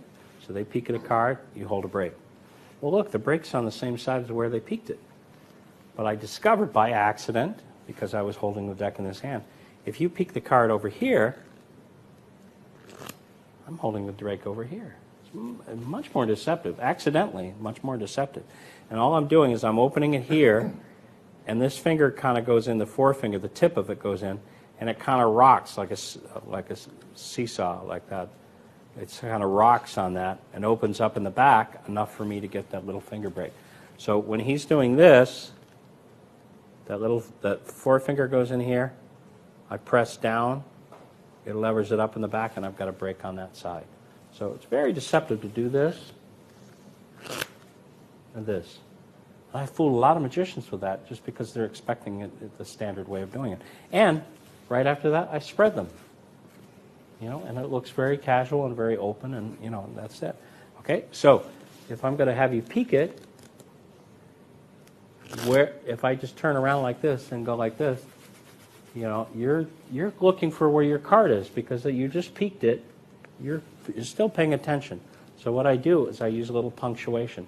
I'm going to finish that action. I'm going to finish that action with the definitive moment and a comment, and I'm going to look at him, Ramsey, look at him in the eye. So if I do this, I'm deliberately looking away. Deliberately, and he says, stop, you got it? There's the break. I say, did you get a card or did I go too fast? Boom, that's the period. Did you get a card or did I go too fast? That's the end of that action. He's going to stop looking at the cards, and now I'm going to casually square the cards as I look him in the eye. Did you actually see a card? And in that action, you bring the card to the top. Now, it's not a standard side steal where you go into a palm. It's a side steal called the deliberate steal that Marlowe put in. I think it's an action palm, a little pamphlet. Now they're printed in a collection of Marlowe's work. But it's held like this. It's like you're holding the deck from above like that. Just take the deck away, and you'll see how the card is held like that. And you go, well, everybody could see that. But it's the angle you hold it at. So if I hold it like this, obviously you're going to see it. But if I hold the deck like this, and the card comes out at this angle, I'm doing it right for the camera now.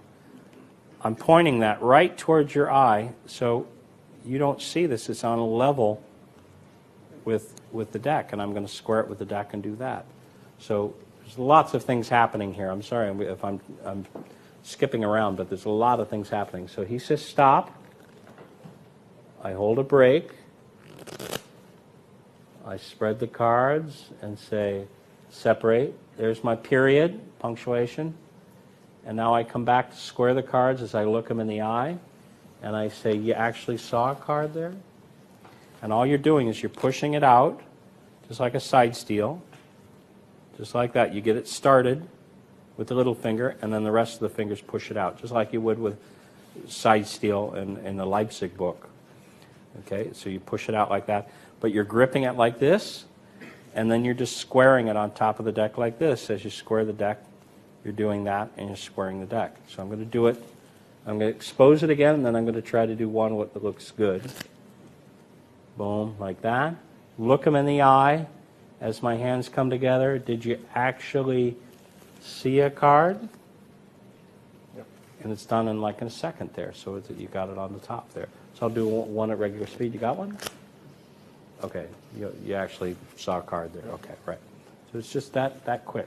Okay, so if you want to, I'll finish by explaining the Leipzig trick and those little touches on the thing. He says stop. So he's got the 10 of clubs there. Did you actually see a card, or did I go too fast? You actually saw one? Okay, good. I have to show you it's not on the top or the bottom. See, I did the Vernon push-off as I'm talking. I got a break on 2. I pushed him over and got a break on 2. I say it's not on the top or bottom. I'll see how much better that is than saying not on the top, not on the top, not on the bottom. It wastes time, and, it looks suspicious. So if I just go not on the top, not on the bottom, boom, it's over with. You're on to the next thing. I turn these over, hold them in my hand. Now, I have a reason for bringing my hands together, because I'm going to put it over here to say hold out your hand. So now when I take the deck back, I'm going to push that card into my palm as I separate the hands. So I have a reason for my hands to come together. So the card is the 7 of hearts. I control it to the top. As I look at him, I say it's not on the top, it's not on the bottom. Hold out your hand just like that, like a maitre d', and I make a little joke there. And as I go to put it on his palm, I palm this out. I start to put it, oh, wait a minute. That's an offbeat thing, too. If I just did this and put it back in my hand, he'd watch it. But I go like that. Oh, a little more flat, like that. So now it's right next to that. As I take the deck, I push that onto the face and turn the deck face down on top of his hand. There we go, put it like that. Thank you. And then take my time, dramatic motion. Mike Skinner called this the magic moment. Too many magicians just go, the coin's here, now it's there, now it's here, now it's back, now it's there. The card's in the middle, now it comes to the top. They don't have any moment where you make the magic happen. If you see Harry Potter,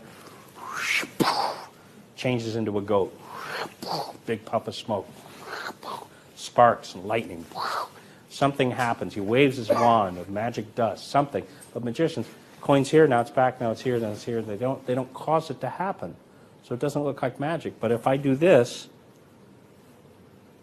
Mike Skinner taught me, he called this the exaggerated pause, because it creates tension. It's almost uncomfortable. If you're quiet,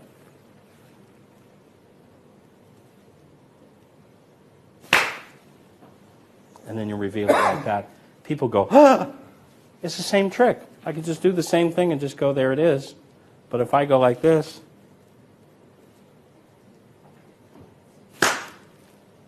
like that, I go like that. Amazing. Okay, so that's the first one. And the second one, you say stop. Good. I say, oh, did you see one this time? I use a different excuse.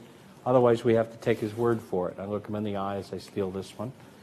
Same thing, double lift, not on the top, not on the bottom. Hold out your hand like you did before. This time I'm just going to steal into the palm. I'm not going to replace it. And I go like this, and there it is, and you just do that, and it drops into his hand. And then now, drop it into the center, face up. All right, now this last idea, this idea of going like that and appearing on the top, as far as I know, it's Mike Skinner's idea. I saw him do it, and I went like that, and it's something I knew. It just looks so fantastic when it appears there. But I put a little delay. I'm doing the diagonal palm shift, which is in Erdnase. It's a very complicated move, very difficult to explain the whole thing. But normally with the diagonal palm shift, you're putting the card in, you're pushing it in diagonally. I'm going to exaggerate it here just so you can see, diagonally, and as you square the deck, you're going to pull it out the back. So you can push it in diagonally, so you can grab those corners. That's exaggerated. And as you square the deck, you're going to pull it back like that, so it's in that position like that. And then as you put the deck down, like that, it's gonna pivot on that little finger. You palm it as you put the deck down. So if you were to do it just as a separate thing from this, you would put the card in like this, and you just square it, you put it down, and you steal the card out like that. So you're apparently squaring it with the pack. You can do it two ways. You can do it a lot of different ways. You can put it in and square the deck and keep the deck in your hand and then put it down, or you can go right from here and put it on the table like that. There's two different ways to do it. But I have a lot of different variations and stuff I put in. John, is there a really good resource of yours for learning that in depth? Yes, Yeah, it what's is. that? As a matter of fact, it's called Unpalming. Nice. And it's on my website, carnymagic.com. And it has top palm, bottom palm, diagonal palm shift, cops, steals, all kinds of different palming. Different ways of palming playing cards, the psychology of palming cards, and a lot of different techniques. And I have at least 5 or 6 variations of the diagonal palm shift, different ways to cover it, do it from the middle, from the top, from the bottom, all these different variations here. So thanks for helping me there. So normally I would do this, but again, I always thought that's the wrong time. Remember what I said about you're doing it, no matter how smoothly you do it or how invisibly you do it, they're watching it as you're doing it. They're watching for their card. You're saying, watch my card go in the middle. Watch it, watch it, watch it. It doesn't matter how well you do it, it's the wrong moment. Maybe they don't see it, but it's the wrong moment. So in this particular case, what I did is I had him put it in face up, and look how casual that looks. He drops it in, and I don't do anything. And I talk and I say, now, you put it in there face up. That's about halfway 26. And I up jog it as I'm talking to him. And that's a better time to do it, because I say, look, it's about halfway down. And I don't deliberately jog it. I just sort of casually, it's just, as I unsquare the cards, it just ends up that way. And then I look at him as I do it. And I put it on the table, and I say, put your hand, I hold out your hand, and that's my misdirection, is I say, it's about halfway down. Hold out your hand, and that's my misdirection. I'm looking at him, and I say, place it flat on top, come straight up in the air. When you get here, snap your fingers like that. And he does that. And while he's doing that, back here, I just kind of rest my hands like that, and I go, no, here, let me show you. And that's a transfer that I learned from Di Vernon. If you could back up just a little bit, I just want her to be able to see if she wants to see.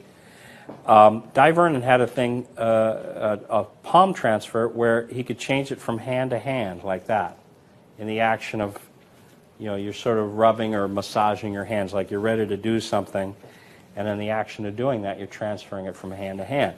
And essentially what you're doing is you're pressing up with your little finger so it comes up at an angle like that. You're kicking it up at an angle.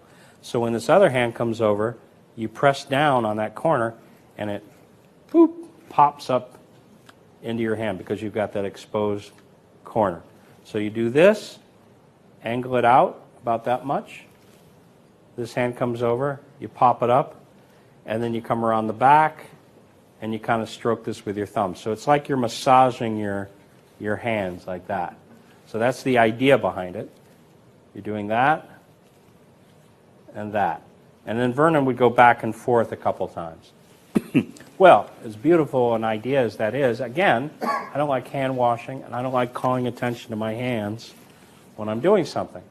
So instead, I cut it in half. Instead of going like this and like this and like this and like this, I do this.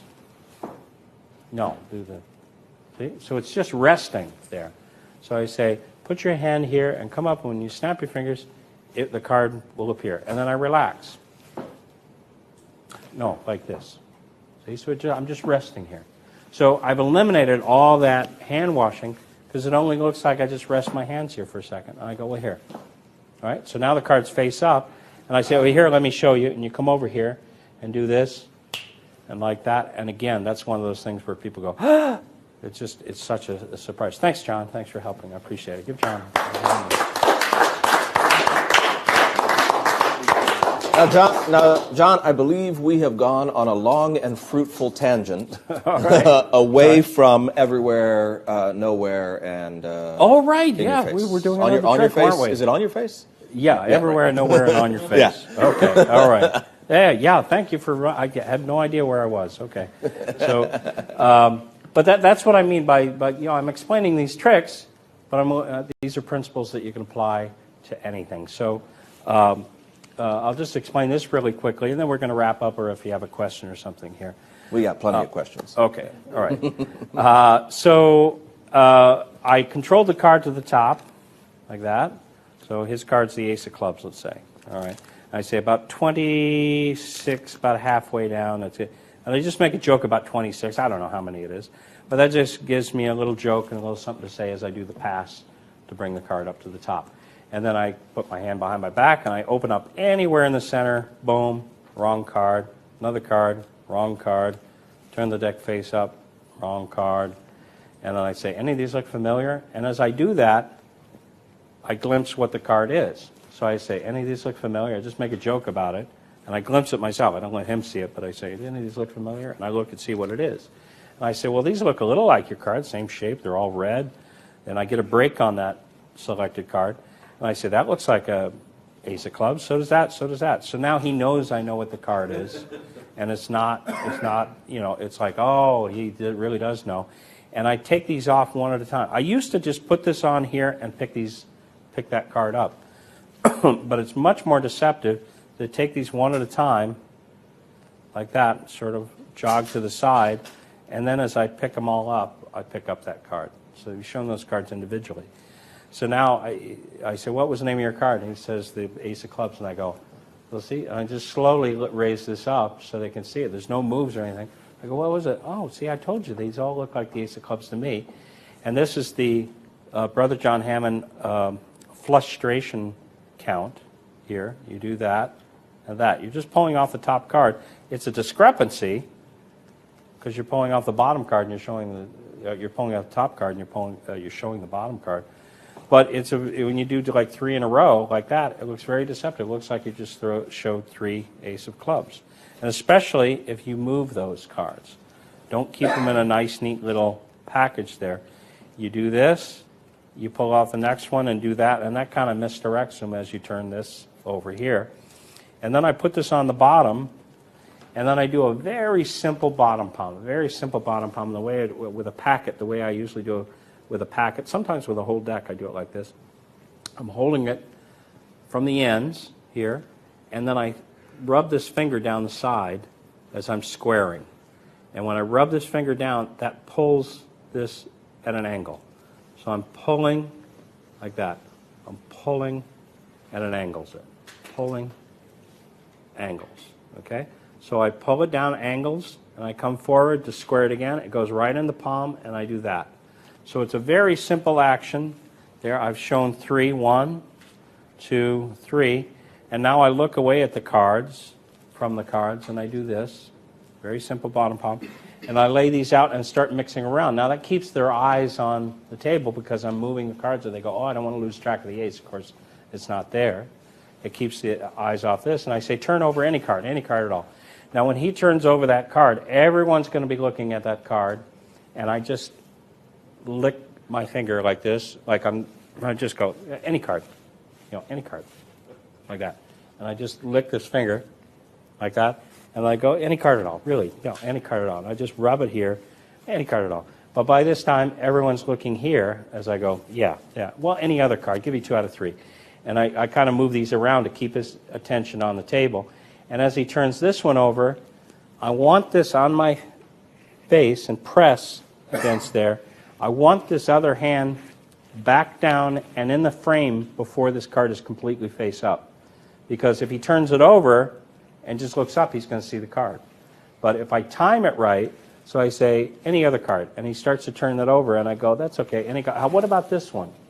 See, now he hasn't looked down. He's still looking down here at this one, and my hand moves over to this one, and I go, well, you think it could be this one here, like this, and that's the weirdest thing. And when you look up like this at the spectator, and he sees, that's the first time he sees it, and you can tell on most occasions when it doesn't fall or whatever, and the misdirection's right, 90% of the people, 95% of the people, that's the first time they're going to realize it when you do that. And that is a huge surprise for everyone. It's funny and amazing and just a really, really commercial card trick. If you're going to do any card, just one card trick, that's the one I would always do. Yeah.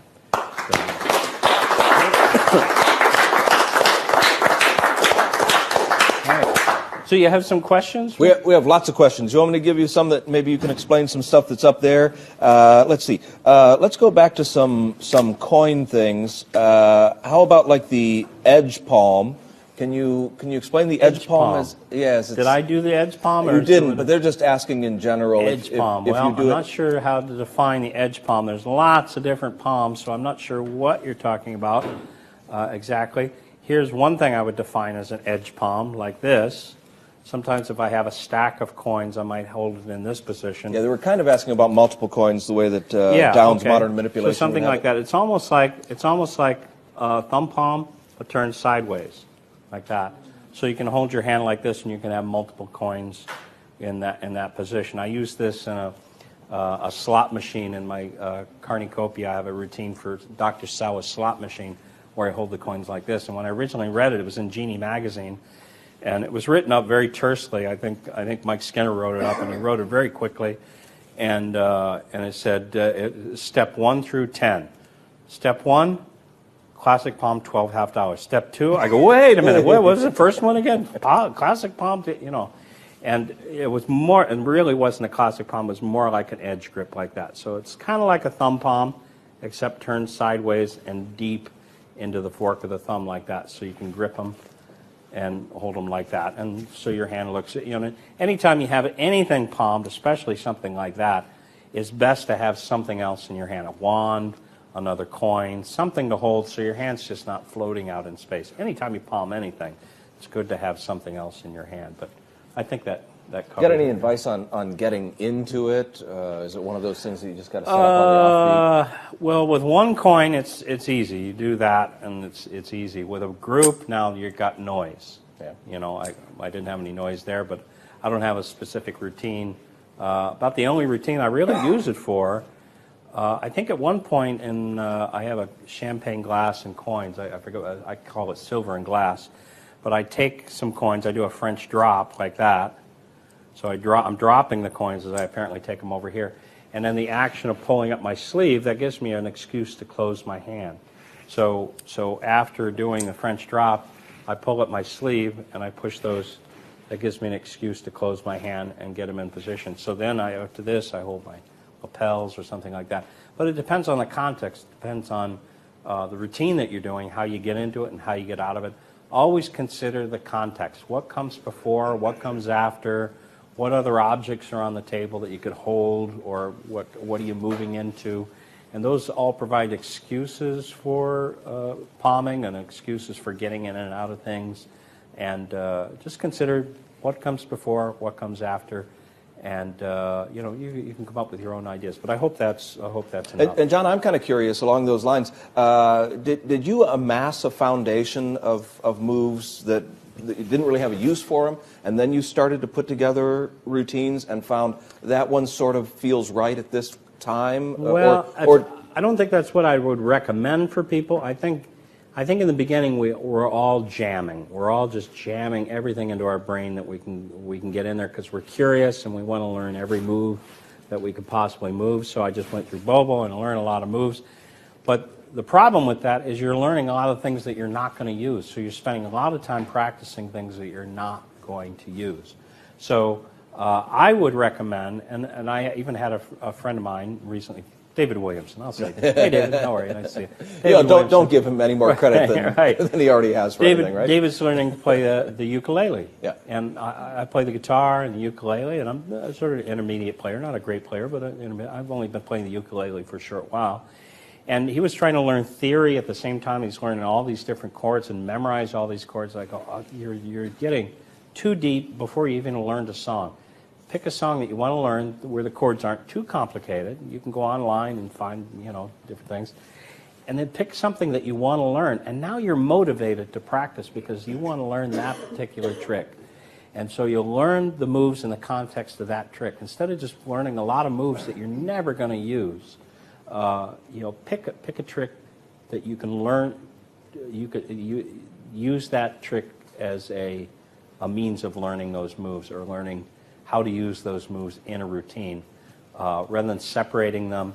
And then it's you can't really show anybody. You can learn every move in Bobo without the routines, every move in Bobo, and you've got nothing to show anybody. You've spent hours and hours and hours and weeks and months and years practicing, and you've got nothing to show anybody. You can do this and you can do that, but you don't have anything to entertain them. You don't have a routine. So, if you pick a routine, learn that one routine, learn the moves in that routine, then move on to another routine and learn the moves in that routine. I think that's a more healthy, productive way to amass repertoire. And you don't need to learn everything. I tell people all the time, get a working repertoire of 5 or 6 tricks, and you can go back and you can learn other things, but keep coming back to those tricks over the years. Keep coming back, and how can I improve that? Oh, here's a new idea on that. Oh, what if I did this? People are suspicious when I do this. How would I cover that if I do? Oh, that's a good idea. Oh, what can I say when I do this? Oh, that's a good presentation idea. Why don't I try that next time? And so if you keep coming back and proving these 6 tricks, you always have that core. When somebody says do a trick, boom, you're at your best.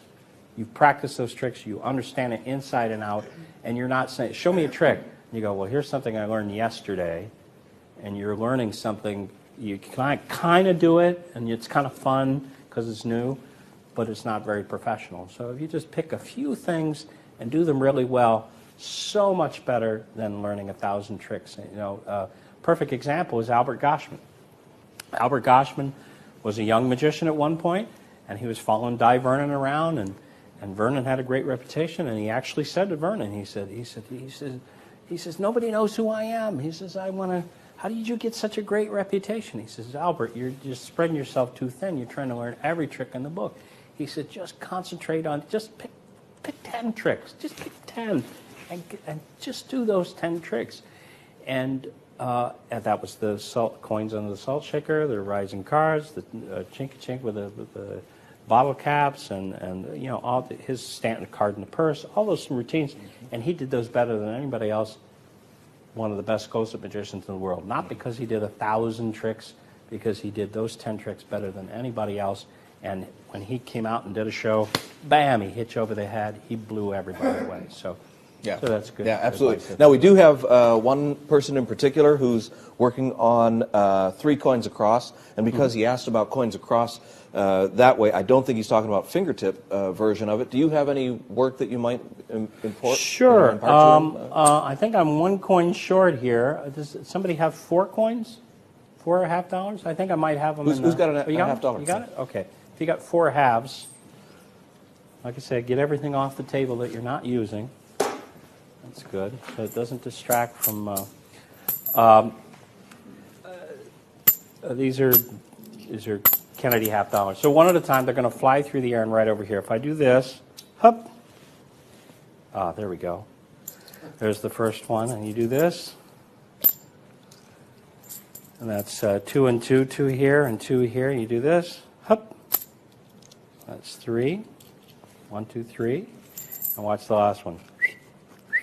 I did that a little sloppy, but there you go. So one of the things I'm trying to do is separate the moves from the routine. All right? Now, and typically, it's all one thing. People would do something like this. They palm the first one. They go, that's 1, 2, 3, 4, like this, and it goes across.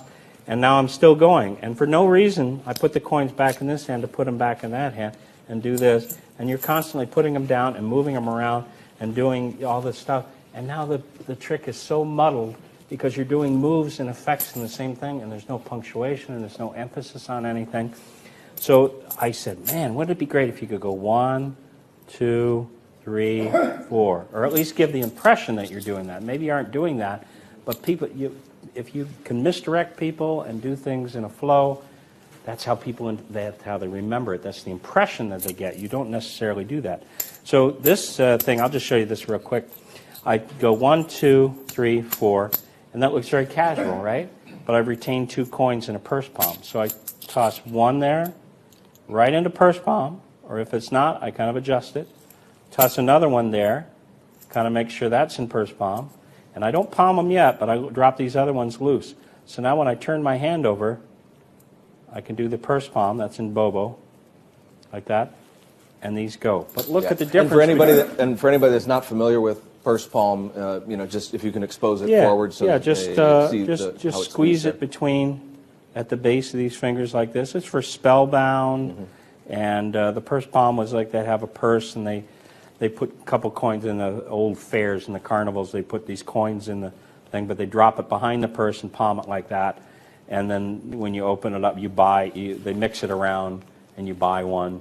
And you open it up later, you paid $1 and you have 2 pennies inside the thing. You think you're getting, you're more than... You think you might be able to win something. But yeah, right. You think it might be. But the idea is that you're hiding a coin just like that, and your hand can be flat like that. That's the idea. So I want to make this as casual as possible. See how casual that looks? As opposed to 1, 2, 3, 4. See, I made a whole thing about just putting the coins from one hand to another. And I haven't started the routine yet. I go, what's the 1, 2, 3, 4? Okay, now, here's the deal. About, see, I've already got the coins. So here's the deal. You do this. All the attention's here, and you go, hup. I follow it with my eyes. I go, hup. And that little bit there is something... Di Vernon said, this old guy, he taught the purse palm in one of his lectures years ago. He did spellbound, and he had a coin and purse palm like that. And there was an old guy in the front row, and he knew this guy was a kid show magician, and he's doing this sleight of hand trick, and he showed the purse palm like that. The old guy goes, oh, he got all excited. He goes, where's this kid show guy getting excited about this sleight of hand purse palm thing? Oh, well, he just kind of blew it off. And then the next day, he's staying with Fawcett Ross, and Fawcett Ross said, hey, that old guy, he's doing a kid show down at the school. You want to go watch? He goes, yeah, it'll be fun. Let's go watch the guy perform for the kids. So they went down, they watched his whole show, and he got into the miser's dream. And at some point, he's watching the miser's dream, and the old man said, oh, look, there's a coin. And Di Vernon goes, yeah, the old guy's using his noggin. He applied it. He took the idea and he applied it to something. He didn't just say, I'm going to copy what he did. He found a place for it. So here I'm going 1, 2, 3, 4. See how casual that is? See how casual that is just to do that and that? So just make sure the first couple are in the purse palm and you do that. Put all the attention here. And then you go like that. That's from the old guy. I got that idea secondhand from the old guy to do that. And I flash that as 1 coin. It's 2 coins. Flash it. And then I kind of come over here as I push 1 forward. And I move these around. It looks like 3. I just move them back and forth as I say that's 1 and 3. And then I go, hup. Like that. And now there's 2. And so I say 2 here and 2 here. Now, there's a lot of different ways of doing that, but I just transferred those 2 coins. And what I did is I said 2 here and 2 here. These are like in a thumb palm. See, as I close my hand, you got to get them in position right away. You can't hesitate and adjust them and everything. You got to practice so you don't have to do a lot to get them into that position. So they're right in thumb palm. And then I push them up with my forefinger like that. I push them up. So over here, I finger palm these, and apparently I'm just going to tap them. I say 2 here and 2 here, but I finger palm these and push these up as I go, and 2 here. So it looks like 2 here and 2 here. And you come away and you got those in finger palms, so it still looks like you have 2, and you go, hup. And now you put all the coins in purse palm and spread the top 2.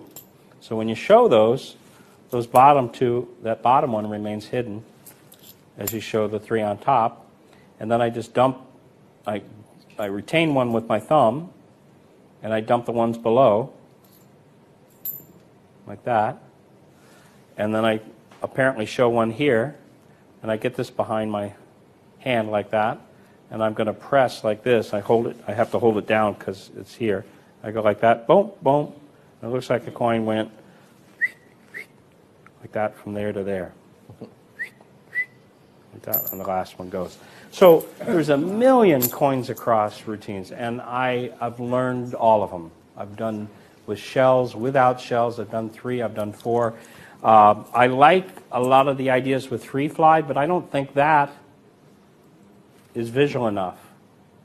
I don't think you can see the difference between 2 and 3 coins unless you're right on top of it. And the emphasis, it happens at the same time. It appears and disappears at the same time, so it's kind of like, oh, did I see what I thought I saw? I must be confused. In my mind, that's my opinion of those type of things. When you do it with the fingertips and you make them appear and disappear at the same time, people go, was it already there? I forget. Oh, I must have missed something, you know. So it's not as clear. But it's better when you have a magic moment, like Mike Skinner said with the to have a magic moment. If you have a glass and the coin goes across, clink, into the glass, that's a magic moment when it goes out. It goes up the sleeve, across the chest, clink, into the glass. That's a magic moment. So I have a routine with the champagne glass and the coins that's very effective. A lovely routine. I really like Di Vernon and Edward Victor. But that's one routine, one set of ideas. But the idea is to separate the technique. Don't make the technique part of the trick. Now it's across, now here, now it's all blending together.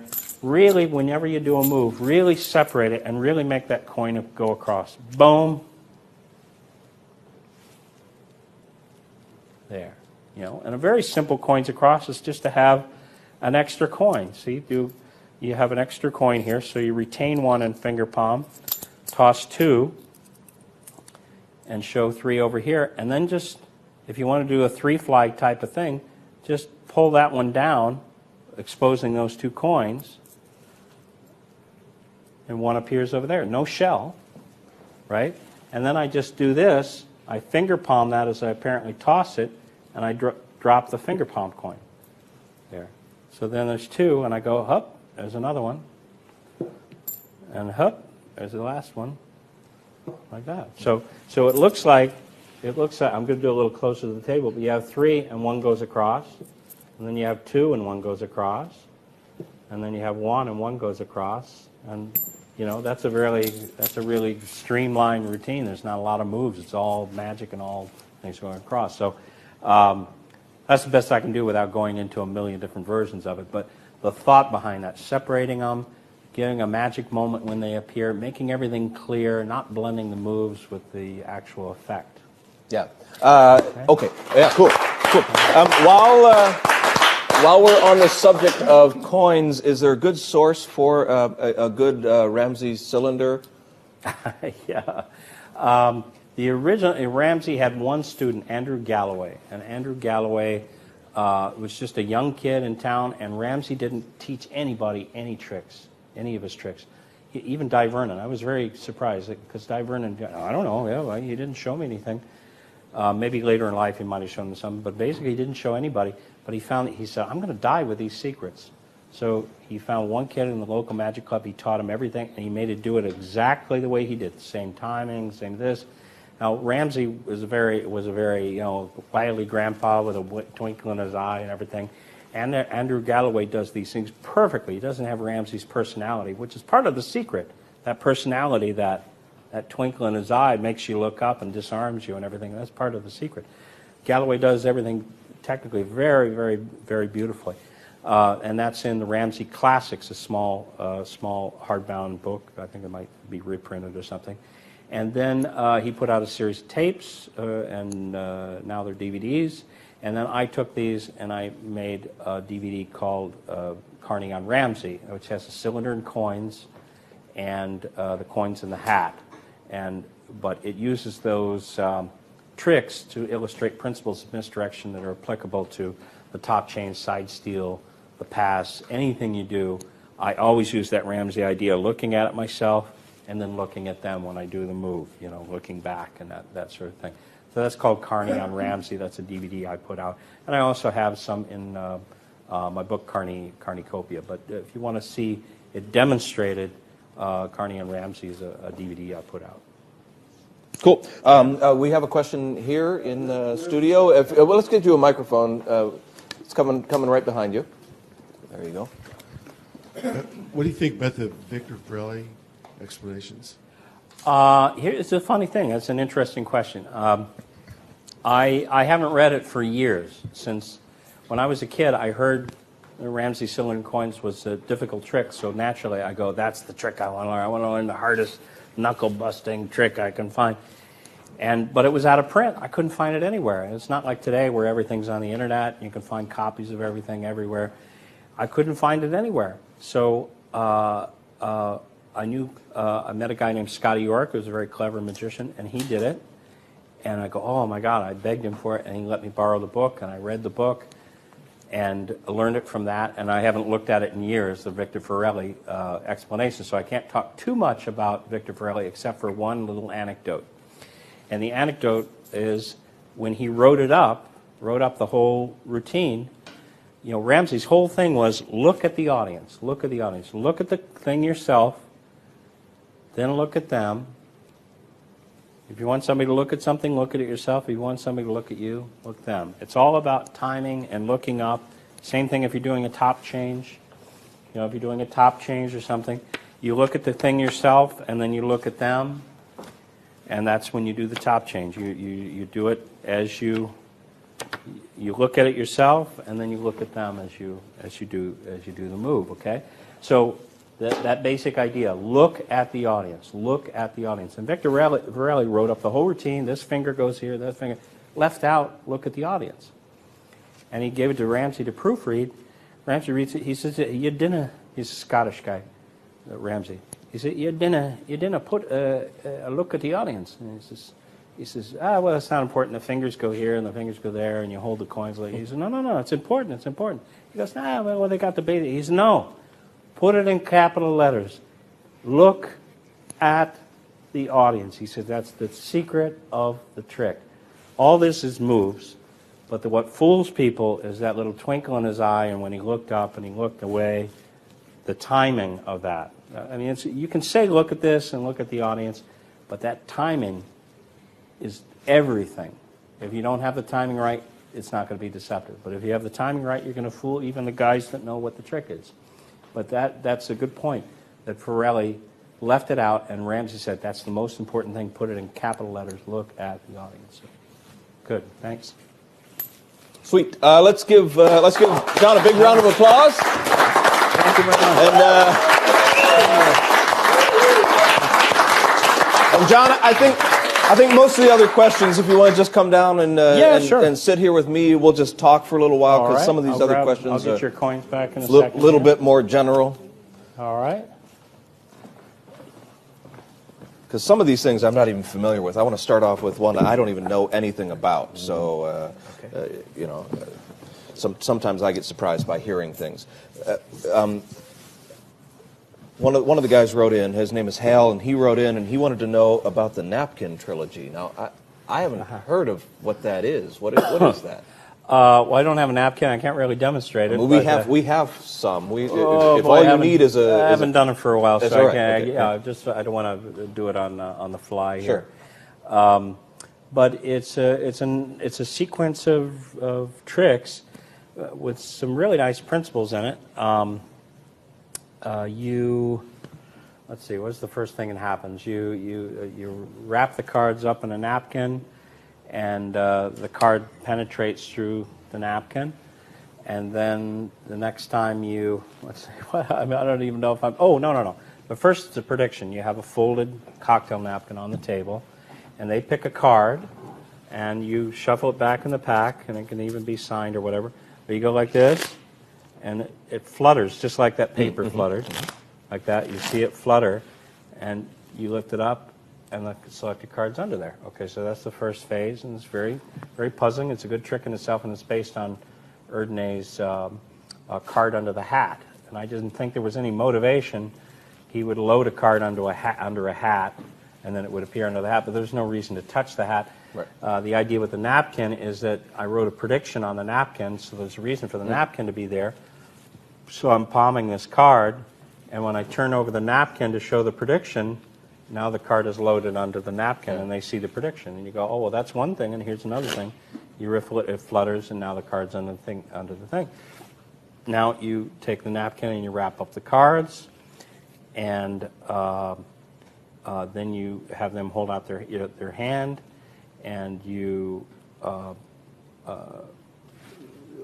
their hand like that, and the cards penetrate through the napkin, just like that, until they've all penetrated, and the deck is apparently still wrapped up, but when you open it up, there's only one card in the wrapped up thing, and that's the selected one. And then you wrap it up one more time, and you ask them for something, so you're holding a wrapped up deck, and you go, do you have a lighter? I'm going to do the trick with the light. Oh, we'll forget the whole thing, and you crush the napkin, and you toss it away. So you've done something, yeah. So you've done like 3 different phases, and you have a nice little finish for the routine where the cards are complete. Now is that from Cornucopia? Yeah, that's in Cornucopia, yeah, and it's in one of my DVDs. I'm not sure which one it is. Yeah, cool. All right, so if somebody wants to follow that further. I think lots of people are interested in this question, and that is, what was your experience like on Letterman? Oh, my God. I think people, magicians will look at that, maybe and say, oh, geez, if I could just get on that show, I'd show them my Zingo Zango routine or Dipsy Doodle coin or something. I'd blow them away, and I would do this and I'd do that. It was very difficult to choose the material, and under those conditions, they were the worst possible conditions. What made them so challenging? Well, first of all, I wanted to do I didn't want to just come on and say, is that your card? And it changes, and that's your card, and whatever. And it's because it's really small. It's not dramatic. It wasn't involving Dave. And basically, they are there to see Dave. Yeah. They don't care about me. Whatever you have to do has got to center on him some way, because he's going to take over no matter what, right? Yeah, and I'd seen David Roth perform there many years ago, and Tom Mullica, and David Roth, he kept interrupting him, and David has a rhythm going, and he's not used to people talking while he's, he doesn't interact with people normally while he has a routine, he goes through the routine, and Letterman kept interrupting him, and he'd throw him, and he'd go back to the routine, and, it would throw me too. And then I saw Tom Mullica on it, and Mullica's fantastic, but they hired him just to do the cigarettes, and he's doing the cigarettes.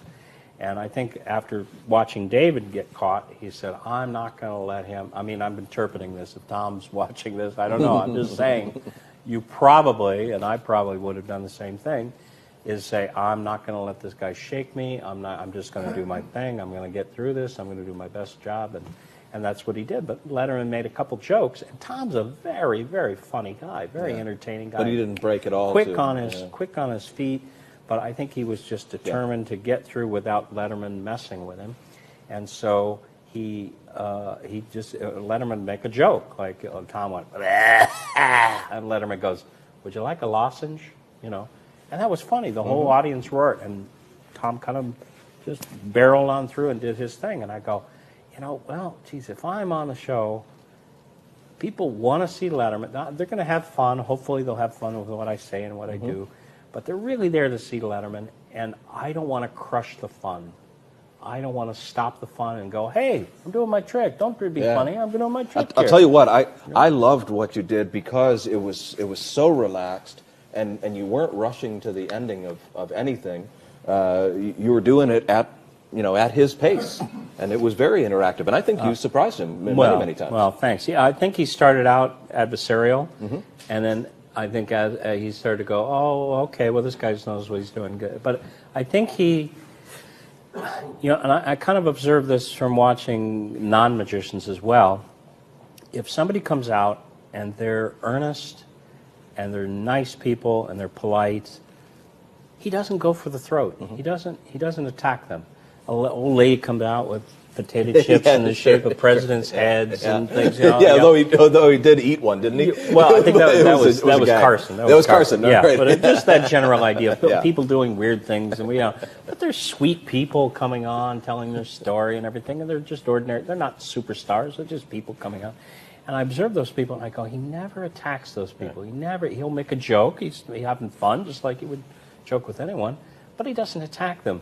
But when somebody comes out and they're pretentious and they go, yeah, I'm a big star and I'm appearing in this thing, and they go, it doesn't matter if they're Bruce Willis, who's not like that. They're friendly and everything.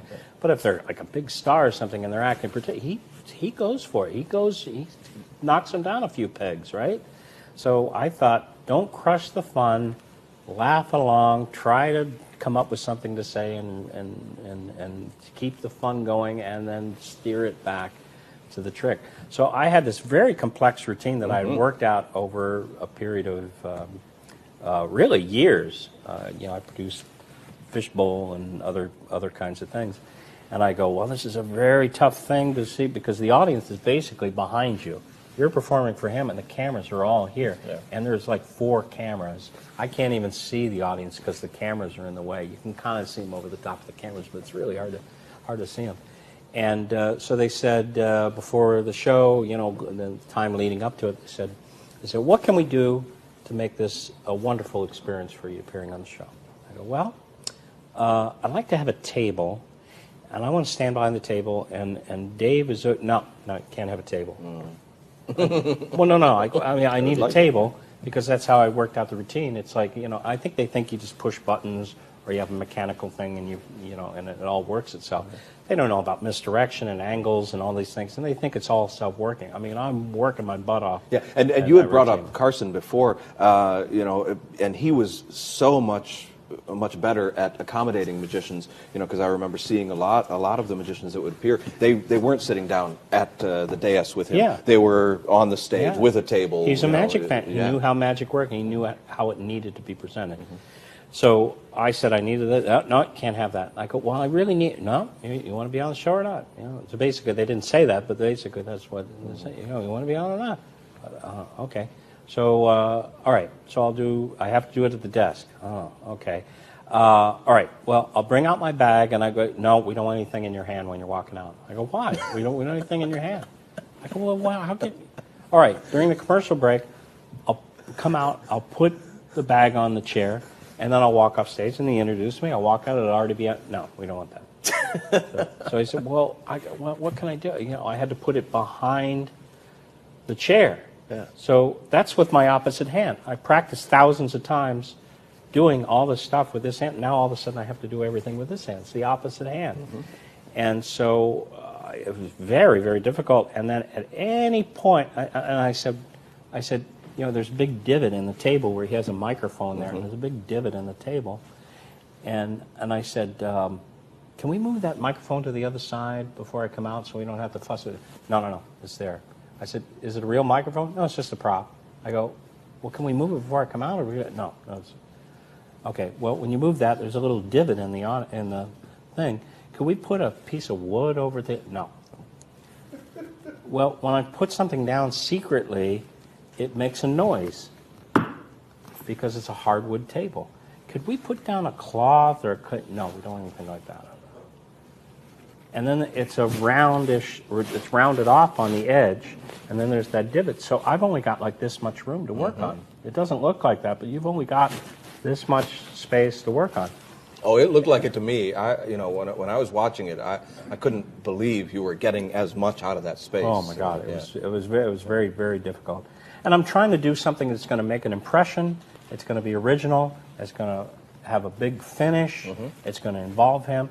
And so I have literally worked on thousands of tricks in my lifetime, and it came down to like 2 tricks that I thought I would do on there. Really, 2 tricks. I wasn't going to do an ambitious card or something because I just thought it was too small and didn't involve and not big enough and everything.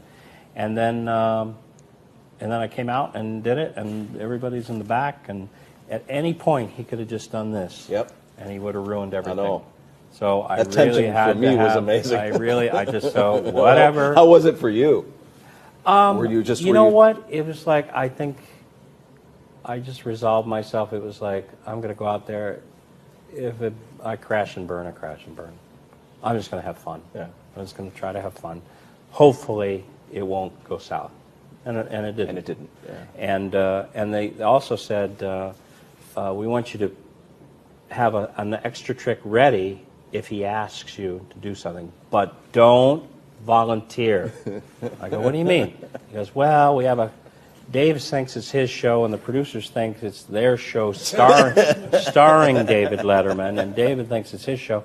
So if David, a lot of times they say, "Oh, let's not go to commercial, let's keep going," and they're going, "Oh, cut." So if he says, "Would you do another one?" Be ready to do another one, but don't say, "I have another one." Don't volunteer. Yeah. So at the end of the coconut, I produced a coconut out of a hat there.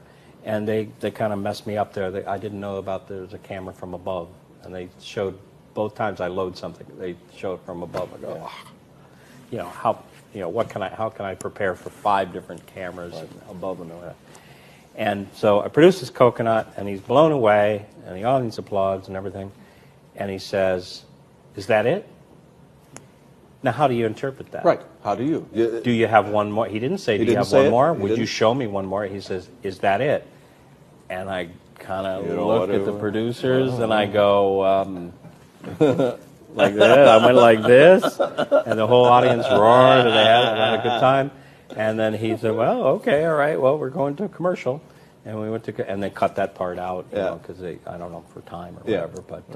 But and then you walk off stage. It's such a different than you imagine you're in your head. Yeah. The back room, the green room, the room that you start out in before you go out there, is so tiny. It's so tiny. Just a couple of couches. Mm-hmm. It's not fancy. I thought there'd be fruit baskets and a bar, and you could have a drink, and there's some snacks and everything. No, it's nothing like that. Just an old couch and a little room just behind the stage. I mean, it's just a little, it's not like a dressing room. And dressing rooms, I had to go upstairs. I had to go up several flights, and then in the dressing room, there's a picture of Senior Wentz's on the wall, and it's the Ed Sullivan Theater. And I go, "Oh my God, I wonder if Senior Wentz was in this dressing room. That'd be fantastic." And when I was a kid, I watched him on Ed Sullivan. So you walk off stage and you go, "Is that it? I got to go back to my dressing room and pack up my suit, go back to my hotel." Yeah. Like, very uneventful. It wasn't like, "Yay!" And balloons and then shaking hands. Oh, fantastic. It was like, "All right, thanks a lot. That was it. Oh, okay, I'm done, I guess." But overall, I think it was a good experience. But if I were to show somebody that routine, I wouldn't show them the Letterman tape, to demonstrate the routine. I'd show them the Letterman tape. I have credibility. I've been on this show. I went toe to toe with David Letterman, and I survived. Mm-hmm.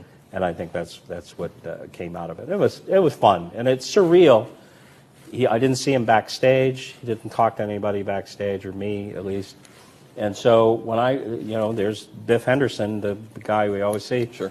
And he's off stage, really nice, sweet guy, friendly guy. And he goes, "You ready to go?" And the music starts, and they introduce me. They push me out, walk out. There's the audience. It's the first time I've seen the audience. I walk over, I sit down. I look over, and there's this guy. I'm inside my television. Yeah. There's a guy that I watched for years and years and years, and now I'm looking him in the face in front of America. Oh, right. And it was for the first time. You didn't get a chance to get used to him at all. Like, my God, I'm inside my TV. It was very surreal, but overall, it was a good experience. It was fun. Yeah. Well, like I said, I think you handled it extremely well, and it was obvious to me that the conditions were not conducive. I didn't realize how much they didn't allow you to do when they wanted to make you very comfortable. Yeah. That's the funny part. And especially the angle problems and all the different things, and then having to learn the entire routine less than a week before I went on. Everything with the opposite hand. With the opposite hand, yeah. Yeah. So you train yourself. So. I don't have the guts to try something like that. It was really remarkable. Now a few people are asking about your knife routine because they really love it. It's one of their favorites. Fools them every time. Paper on the knife, I guess. Hey, I'm not. I think they're talking about the paper on the knife. I think so. That's a very old trick. I won't explain it now, but I'll just say it's a very old trick, the paper on the knife. Mm-hmm. You put a little piece of paper and stick them on the knife, and they appear and disappear. It's used as the paddle move. And when I was growing up, all these old books, it's in Sack Sleight of Hand, it's in some kids' magic books, the Golden Book of Magic or something, one of those old books, Jerry Lewis Book of Magic, I got out of the library. And I kind of look at it and I go, that old thing, I just passed over it. Even when I was a kid, I passed over it. I go, yeah, I kind of get the idea. And then, as you grow up, you learn a million different paddle routines, some with actual paddles, some with jumping gems and, hot rod, and then there's one with the chalk, and then there's this one, they have dozens rubber of bands, knives, and all those things, toothpicks sticking Sure, through them. yeah. We I mean, learned they're all yeah. very clever, and it's all very interesting, just using the basic paddle move, twisting, as you apparently show the other side. So, I'm familiar with it, the basic thing, but I've never done it with the knife. And I went to lunch with Charlie Miller. Great. Charlie Miller was one of the best magicians. Just great sleight of hand, really sweet guy. But he hid his light under a bushel. He wouldn't show magicians anything. He rarely would show magicians things. And if you said, hey, Charlie, show me a trick, he might show you the piano card trick or something. He was just so eccentric. You go, that's Charlie Miller doing the piano card trick? He goes, I don't want to show him anything. I'm not supposed to expose secrets. He was very eccentric and everything. But one day at lunch, we're just sitting there. He had a glass and a knife. And he said, oh, this is a nice routine. And one thing that he added to it was having a glass. And when you have if you just do the routine, remember what I said before about Mike Skinner said everything should have a magic moment. You cause it to happen at that moment. If you're just doing this and the papers appearing and disappearing and all that stuff, it's okay. It's a good trick. But Charlie added this glass, and he would tap it, and it would go ting, ting, ting. And now everyone's focused on the glass. And it goes ting, ting, ting. And then, he had taken the pieces off one at a time. And now there's nothing on the knife. And he goes ting, ting. And on the last one, ting, all the pieces. 2 on this side, 2 on this side. He takes them off. And it was like, And now when I show that to people, this is such a simple trick. So they just can't believe it. It's so simple, and you can do it anywhere. They have a knife anywhere. They have a glass anywhere, a paper anywhere. You can do it in a bar, a restaurant, a party, any place. And it's a perfect example of it's not what you do, it's how you do it, and it's how you get an effect out of something. The simplest things. I was talking about Ramsey, and I wanted to learn a knuckle-busting move. When I actually got the book and read it, I was kind of disappointed because he was just holding the coins in his palm like that. And every once in a while, he'd do something a little more difficult. He had to do that or transfer them or something. That was the hardest part. Yeah. But I thought, oh man, he's going to be high, and it's going to be knuckle-busting, and it's going to be transferring, and all these difficult moves. And I was going, Jesus, just holding it in his hand. But he fooled the best magicians in the world with that. Yeah. If you got time, I'll tell you this Ramsey story. We have plenty of time, absolutely. Okay. Yeah. All right. Di Vernon had heard about this guy, John Ramsey, and that he was really great. But he didn't know what he did. He couldn't hear, he couldn't see him. He was in England.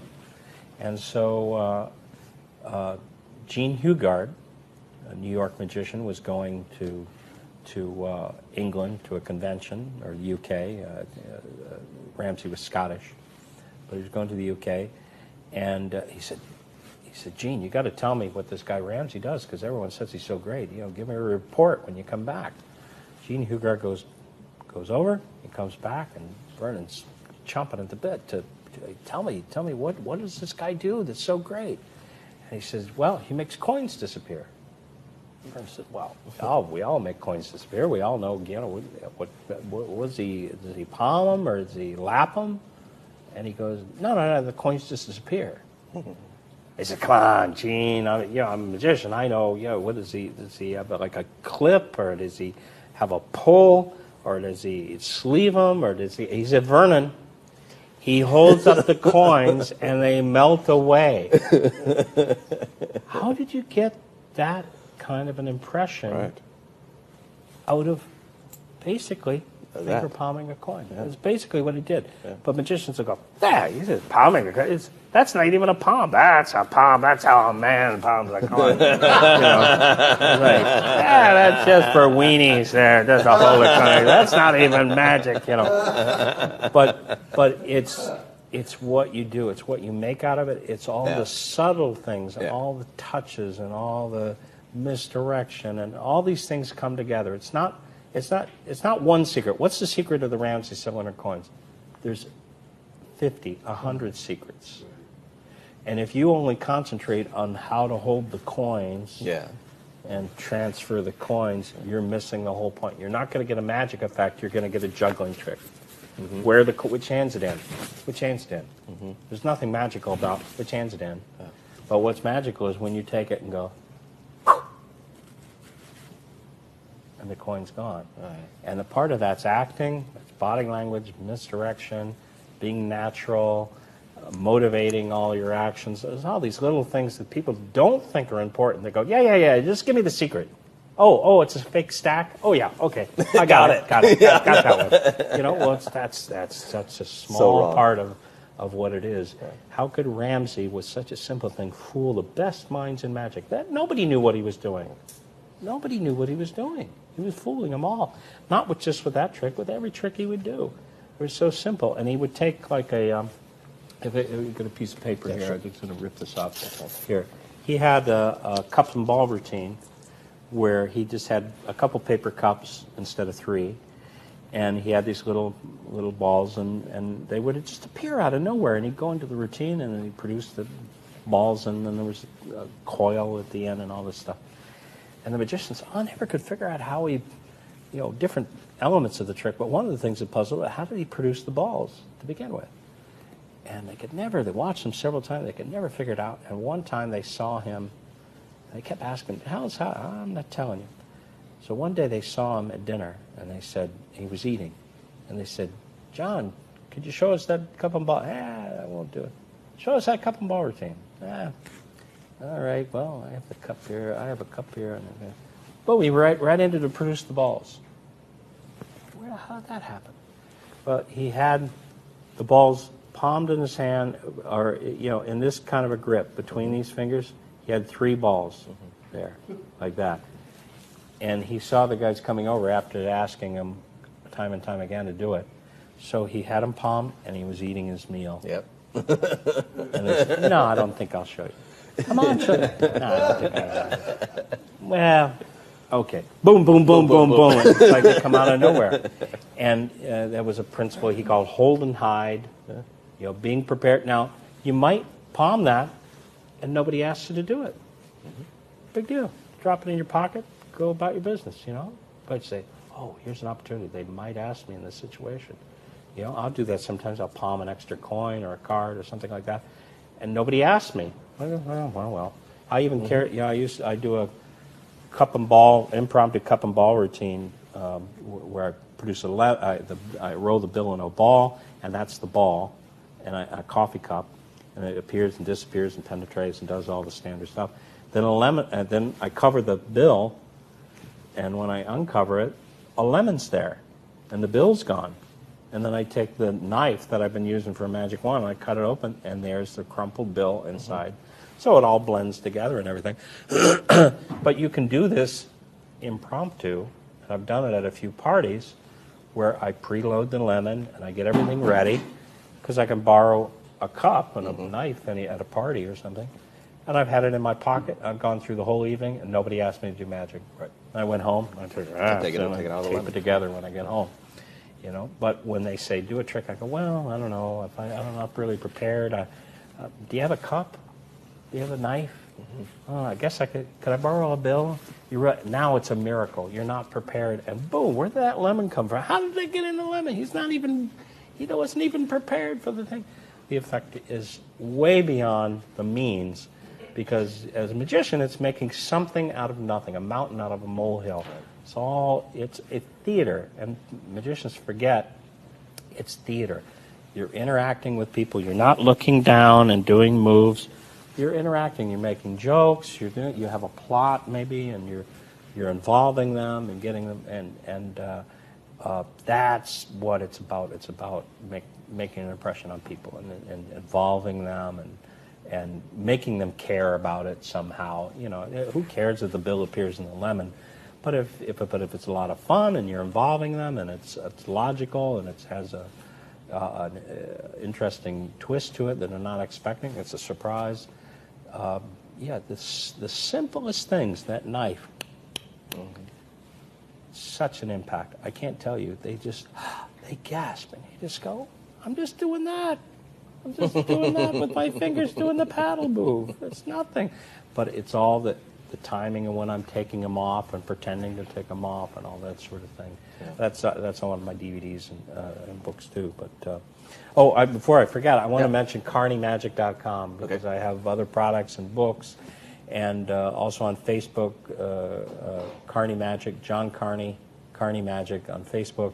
I post videos of magicians. I put up Al Flosso and different people. It's just basically links from other sources and things, but people that I really admire and think are really great, and announcements of lectures and new products and things like that. So CarneyMagic.com and Facebook, Carney Magic and John Carney on Facebook. Are you doing any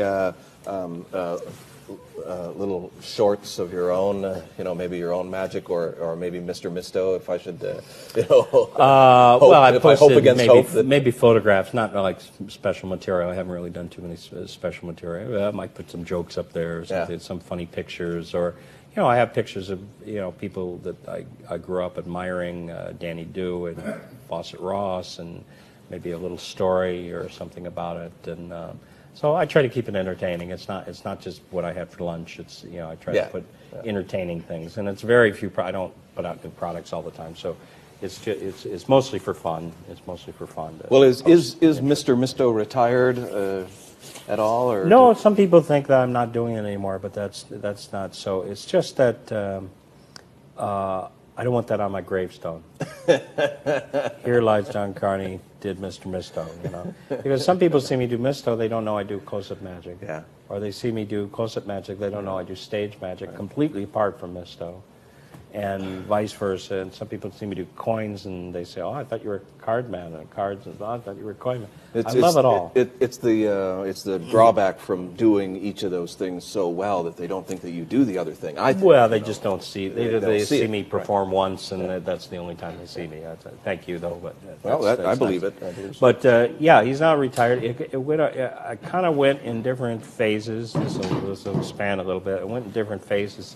When I first started learning magic, I didn't know a lot of technique.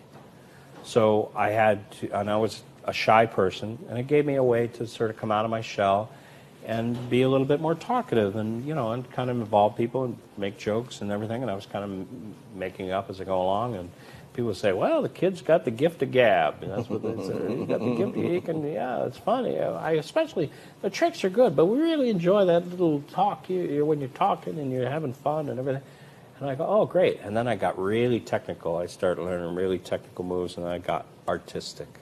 And I'd have my pinky extended, and the cards were always squared beautifully, and everything was like a ballet as I put the cards down and all this stuff.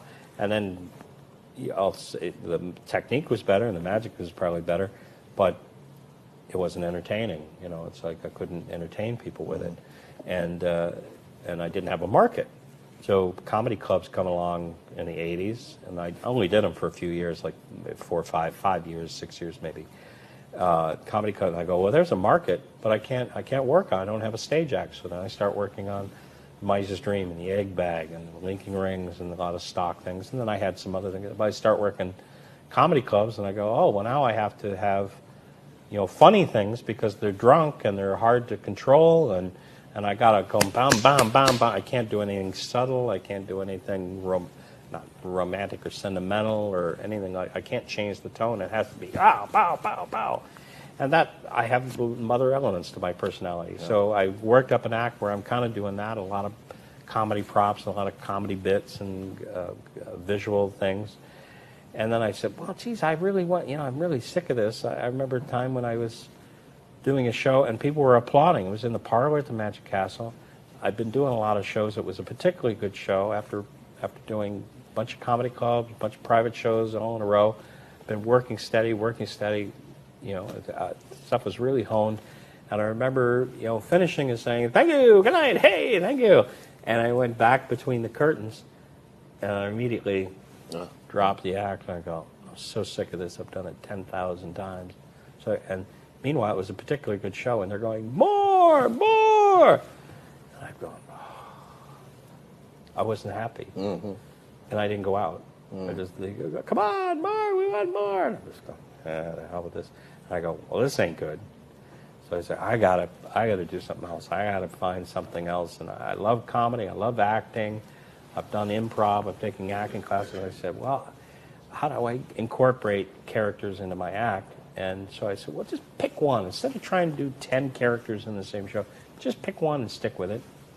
And David Williamson, I was working on a routine, and it wasn't even a character. It was just, I had a hat, and I was spinning cards into a hat, and they were rising, and you're doing different effects with the hat and the cards. And at one point, I just took the hat off, and I went like this. I took a funny bow, and that was it. It wasn't a character. It wasn't a costume or a makeup or anything. And David said, oh, I'm doing Midnight Madness at the convention in Washington, D.C., Rich Block's convention. I'll pretend like I'm Johnny Carson, and I'll interview like we're on a talk show, and I'll interview that character of yours. And I go, character? I don't have a character. Well, it's just a guy with a hat, and I took a bow. And he goes, no, we'll do that. It'll be funny. It'll be funny. Well, Dave's a brilliant guy, and he's fearless, and he can improvise from nothing. Yeah. But I need a skeleton. I can improvise from a skeleton, but I don't want to walk out without any net. I want something prepared. So now I had like 2-3 months to prepare something. And I sat down and I go, who is this guy? And I kind of wrote a backstory. He was in the circus, and his mother was the bearded lady, and his father was a challenge regurgitator. And I wrote all these jokes and all these things.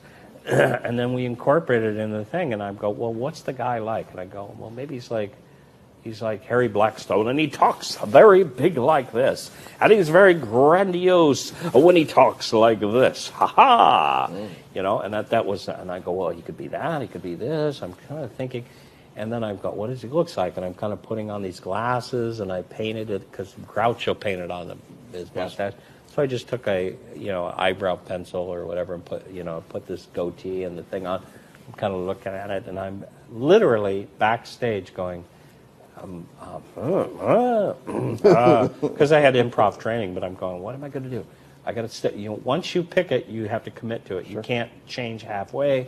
You can't drift out of character. You commit to it. So I already had these jokes. At least I had a safety net. We already had these jokes, and I thought some were really funny jokes. and I'm backstage, and I'm kind of going, here he is, Mr. Mister. I walk out and go, hey, ladies and gentlemen. And I stayed in character. Was a big hit, and walked off stage, and I go, I should make that part of my act. I should do that guy.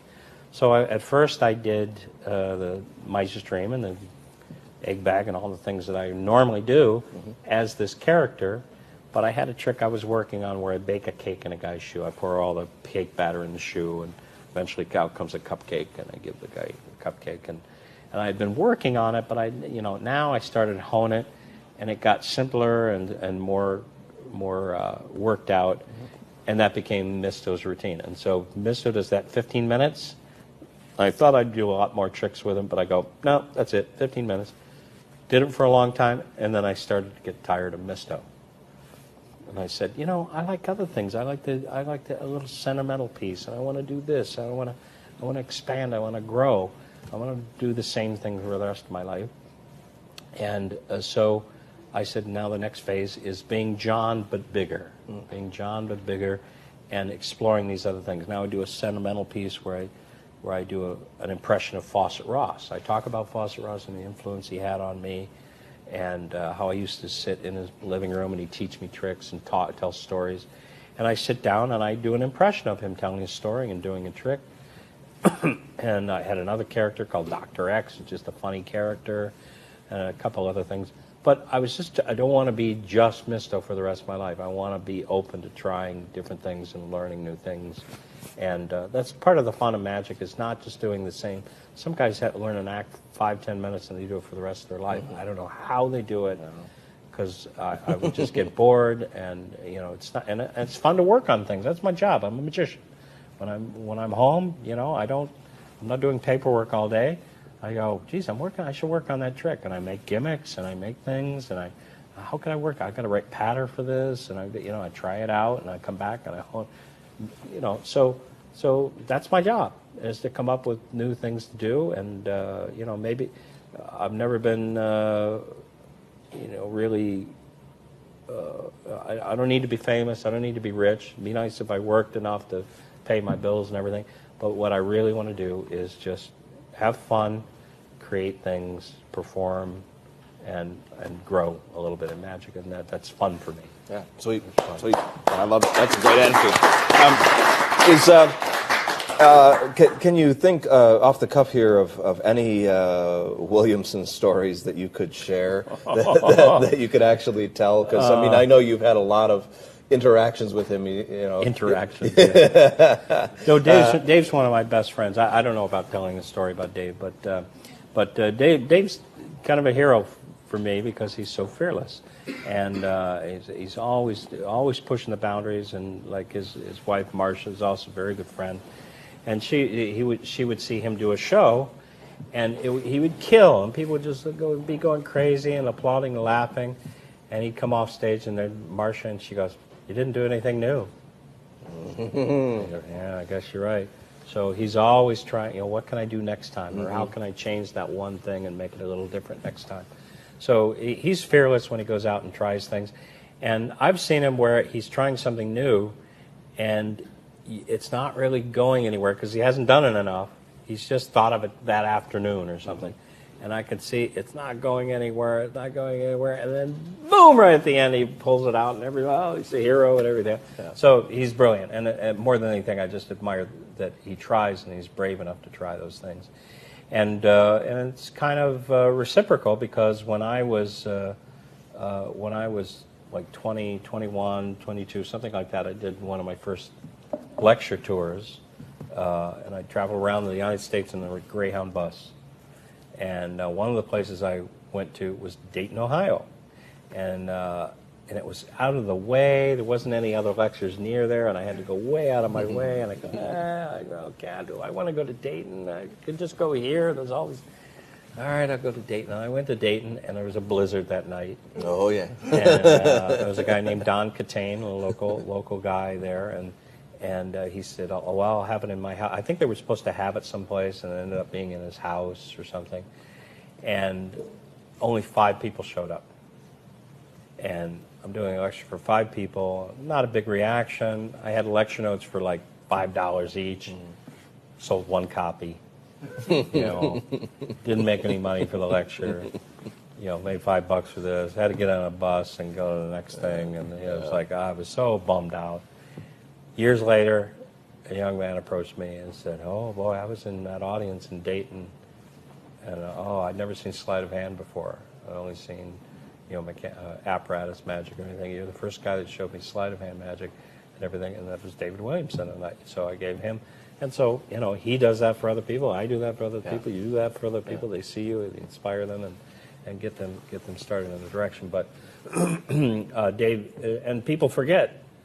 And I push Dave all the time. I say, do more magic, do more magic.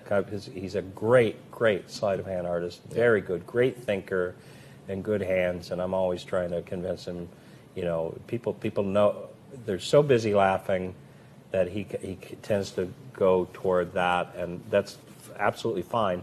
But he has opportunities to do magic, and he loves magic, and he does it so perfectly. I'm trying to get him to do more straight magic, at least, fun straight magic. Sure. Because he's so good at it. Yeah. Now, did you grow up in California? No, I'm from Des Moines, Iowa. Oh, okay. You're from Iowa.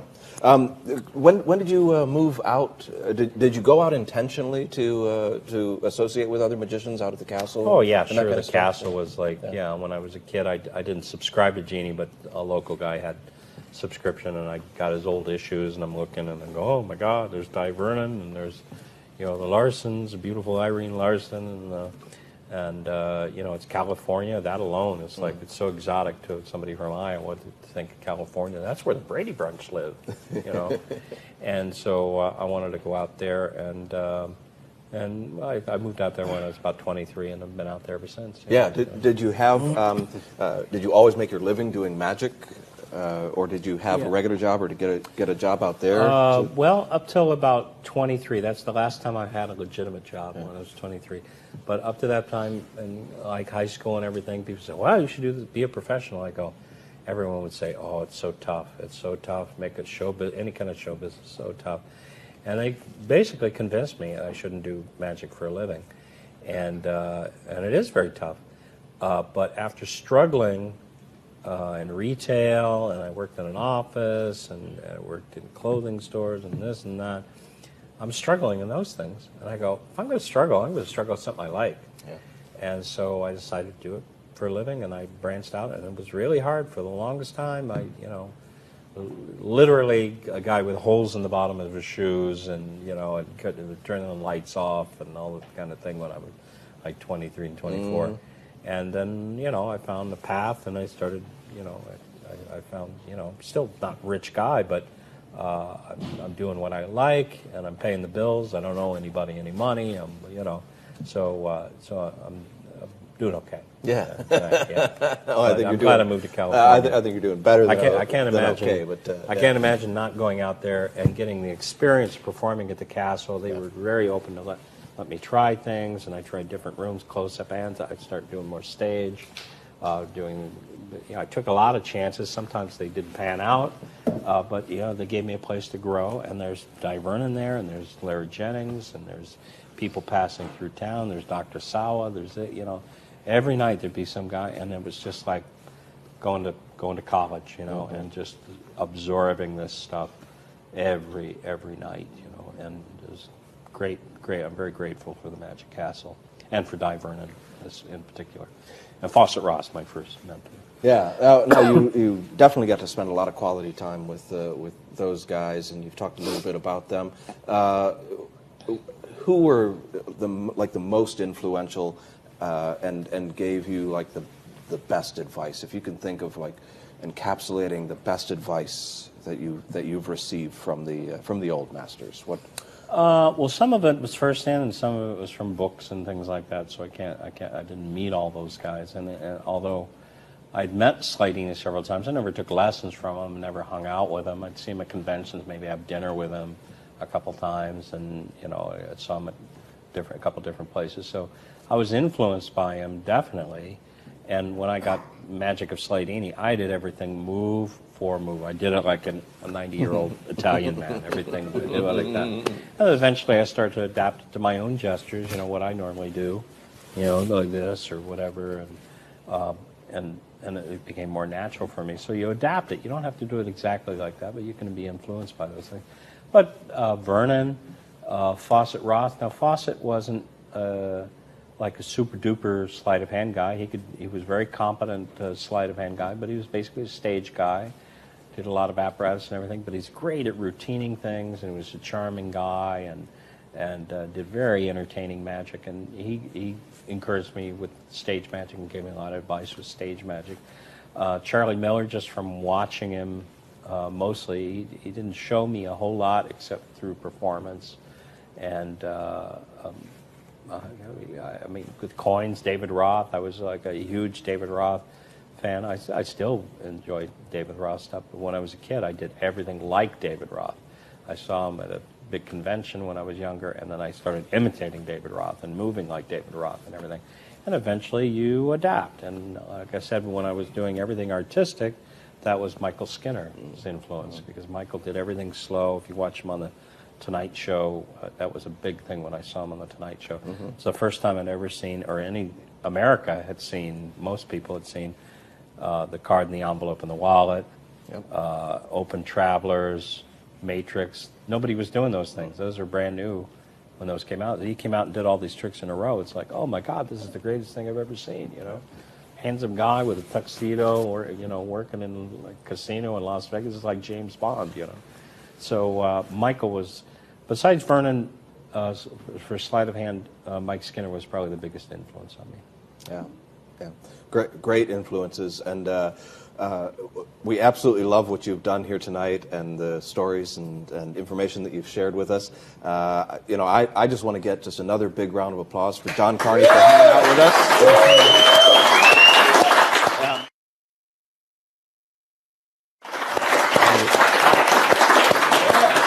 just thank you so much thank you. for being here and for all of the great work that you've done over the years.